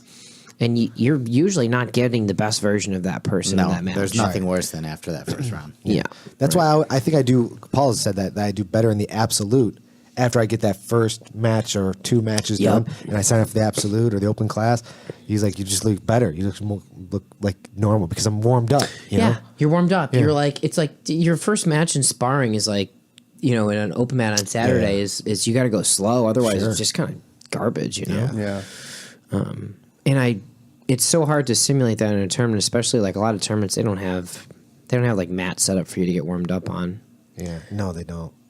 Which horrible. I think that's a real problem. Hey, we're gonna have these people compete at full speed, but like, we're not gonna warm up spot. Like, how's that not a priority? I remember when I was a white belt and I was in the fucking, what's it called? What? The bullpen? The bullpen. And I'm like, I don't want to sit on the floor because like the floor is dirty. And like I'm like, I feel weird. Now the last time I competed, I was on the floor, fucking doing whatever, rolling around. I don't give a shit after that. Yeah. Yeah, you're in a game. It's all good. It wasn't even that. I think the first time I was like, oh, I'm gonna fuck up my gi. It's gonna be all gross. Ortega's kind of fine. He's on like he switched to is. southpaw here. Yeah. Now he's going back. Dude, he's standing orthodox. in front of him and taking it. I think Yeah. Max maybe has a little Ooh, less in that gas tank. Right. ooh, I like that little That elbow. up bubble there. Yeah. Oh, Kind of figured if it went 5 that Ortega This- would have the. this is a very active. This is a very active Dude, match. they are fucking going at it. They said they were going to do this too. I mean, they said it was going to be like a. I love watching that. I see Ortega grabbed his wrist and then leaned forward with an elbow right into his face, like almost like Gunnar Nelson did to. Do you wish they Oliveira. could headbutt? Is that someone anyone thinks of? I think I it's think a headbutts would be dope. I think it's a legitimate move. Right? For sure, it is. I think it is too. It's just been eradicated because of people Because of cuts, associated because with fights get cuts. called too soon. And But you know what though, I really don't think that's the case because like fights get called from cuts from elbows all the time. I feel like it's it's an optics thing for the public. I If they think see you- headbutting, they yeah. associate it with barbaric fighting. And I right. don't like I mean, it. but I think it's you such should be a allowed to legit headbutt. fucking thing. 100%. Fuck, we used to train that all the time. Headbutt, knees, and elbows all the time. That was it. Yeah. Headbutt, knee, elbow. I've used it, not proud, but I've used it plenty of times. Because that's like, What in like street fights? yeah. Yeah. Like people will just. Can you tell me a story? Yeah, I'll tell you. they all were the same. Some fucking douchebag comes up to you and be like, "What's the fucking problem, bro?" And they shove their face right in your face, and you just headbutt them right on the bridge of their nose. So why did they come up to you and say this? What happened? Paul's got that Paul was probably drunk resting and bitch face, disrespectful. dude. resting bitch face. He always looks pissed off. So when you look at him, you're like, what the fuck's this guy's problem? I've only seen a beautiful smile on Paul's face since I've Yeah. met him. I'm not sure what you're talking about. I don't know, just like your standard bullshit bar fights from your early 20s. Kind of like one buddy's talking shit to some dude, and then Yeah, his defend friend your comes friend. over, and and it's just, dude, you're way too close. I'm gonna headbutt you. You know, So where would you headbutt him? In the nose or? my forehead right on the bridge of their nose. But in it's- actuality, the best thing to do is actually the top of your head to their nose. The top. Sure, yeah. This is like super The hard. top. You don't want the forehead. So, want the top of the so head. Paul, tell me, like, I'll show you. can I'll show you tell me after a this. story? I'll show you Such a a nasty bizarre headbutt. It's change your life. Feeling, because you feel their nose mash. Yeah. Yeah. And it's so like intimate because you're using your head to do it. It's Yeah. very odd. Yeah. So what happened? Like, tell me a little bit of the story. Okay, so there was this. This fight's really fucking This good. fight is Yeah. amazing. I know. Do you guys really want to hear my story? Let's Talk while we watch, Paul. Yeah. Yeah. I remember it happened at Fado, which is a Irish bar on LaSalle and something. It's in the city. I forget. Upstairs, and I don't know. This dude was just fucking with me. Like he was kind of like in and amongst like our group of friends. Like he knew somebody I already that feel I like know. it sounds like he was doing nothing to you. It's like, hey man, are you sitting here? And Paul's like, this fucking guy's so annoying. Okay, keep going because Yeah. I can read. I can read you like a fucking book. Yeah. Okay. Sure. True. Yeah. No. Drew, but I Drew was the like, bully, by the way. right. Definitely Exactly. not. Drew is a bully. Not really. I think you were a bully in high school, Drew. I was absolutely bullied in high school. Yeah, I know. I'm just trying to give it back. That's St. Pat's, right? Yep. Wow. Oh man, I mean, this is an Ortega's. incredible fight. fucking standing there still. Jesus. Max is pouring it on. Oh, This is the fourth round. yeah, it's the fourth round. This Yeah, could be. Max is getting, or this could Ortega's be getting freaking tired. 3 minutes left. Oh, he's. Ooh. This He's is still like in it, though. this is like a Diaz battering. You know what I mean? Yeah. Like, Yeah, I know what you're saying. how they just like Just pitter patter you into they just oblivion. pepper you till you're just done. Everybody You're like, loves a good Diaz battering. Can't Dude, do it Diaz is anymore. the They fucking talk king. shit to you the whole Boom! time. Right Yeah. over his shoulder. See that? Oh, Like I think Ortega's hitting him, but I don't think it's doing anything. I think he's just all that energy is so zapped out of him. You're getting not going to pounded. drop Max. boom! You could score on Max as much as you want, but you're not going to hurt him. Jesus. But his arms are can't be. You know what I'm saying, Paul? He's got to Did be he just all that look energy. away, Ortega? I think he's Yeah. spit or something. Oh, God. He's taking so many punches. What oh the my But lord! you think they call it on the feet? He's What got are the that's- chances? Get that I bet un- you they call it on the he's feet. gotta I bet get you that- he he's takes gotta so many get that punches. underhook, man. He's got it. He's not. He's defending, Paul. Yeah, he is. Oh, he wants that guillotine so bad. He wants it. Yeah, he He'll does. jump guard for it. He's gonna Look hold. You know I that's bet- what Henner's saying right now. Jump guard. Yeah. Fuck yeah. he I mean, is. of Pull course, he's guard. getting battered. Pull guard. Yeah. I bet you. He's pulled guard in other fights. He's gonna hold him here for as long as Hender's possible. right now. Hender's screaming like, "Hey guys, thanks for tuning in." Do you think they'll do a fight? Everything's Do you think they'll do a YouTube Gracie video. breakdown after this?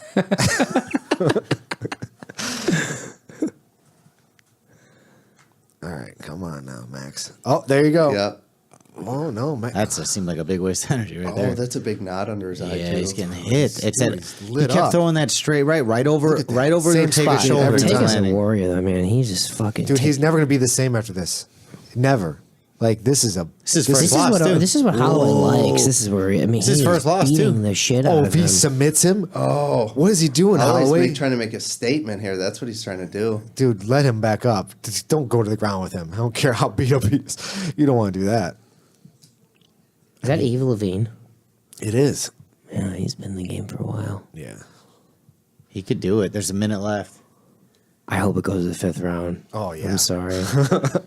I mean, What about his brain though, John? yeah. No, John. I- for that, I Can you don't. imagine if he chokes him out? Can you imagine that? He's not even. His neck he's is not. his head is so high up right now. He did that knot under his eye. Look man. at that. Look at this. Probably closed. Oh, he's tired. Man, is that brutal? Oh, Oh, Max, Body, Max's body, cardio. Oh, did he just get? There it is. Yeah, he This- just this- got clipped. That's sneaky, pretty- sneaky. It's pretty cool. Heel hook. Watch out. Slippery. Pulls his leg out so super easy. Wow.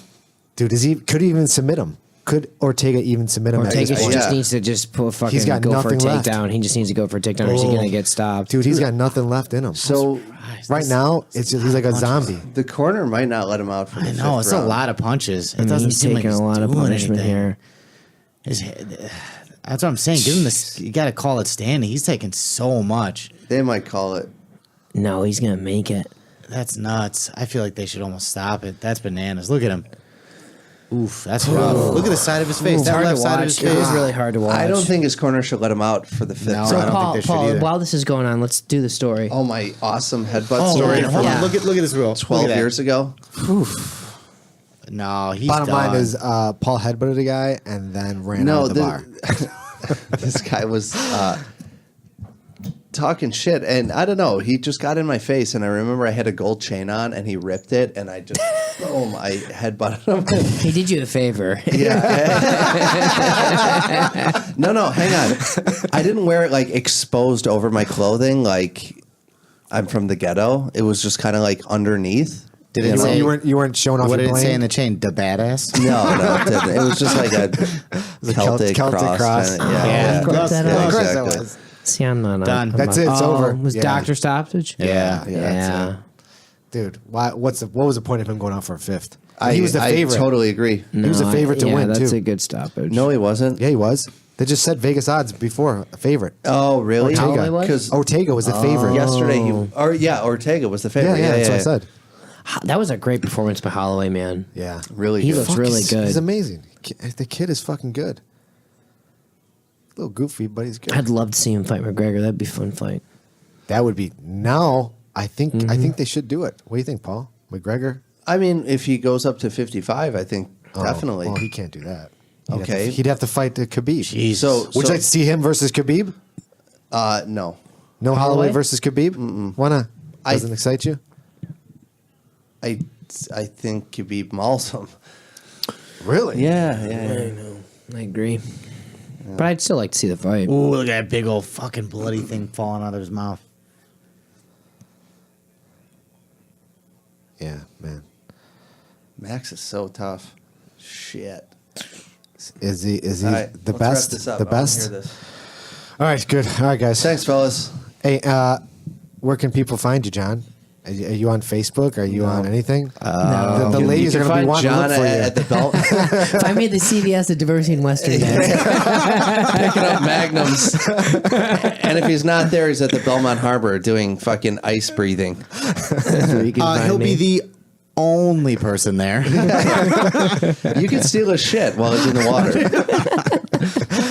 No, I really appreciate it, guys. Thanks Yeah, for man, having me it was on. a blast. This is really fun. Yeah, it's been a blast. Oh, maybe we should listen sometime. Drew, thank you for your listening. snarky comments as always. Yeah, that's what I'm here for. Okay. That's why you guys asked me on. All right, Paul, the thanks for clown. coming out, man. Yeah. It's been fun. Thanks. I like doing it with you, man. All right. We'll see you in Cool. 3 more months. Ciao. Bye. Love you. This episode of the podcast is brought to you by Very Hard to Submit. Go to vhtsny.com and check out their kimonos, compression gear, and apparel. This is a brand we are excited to be supported by.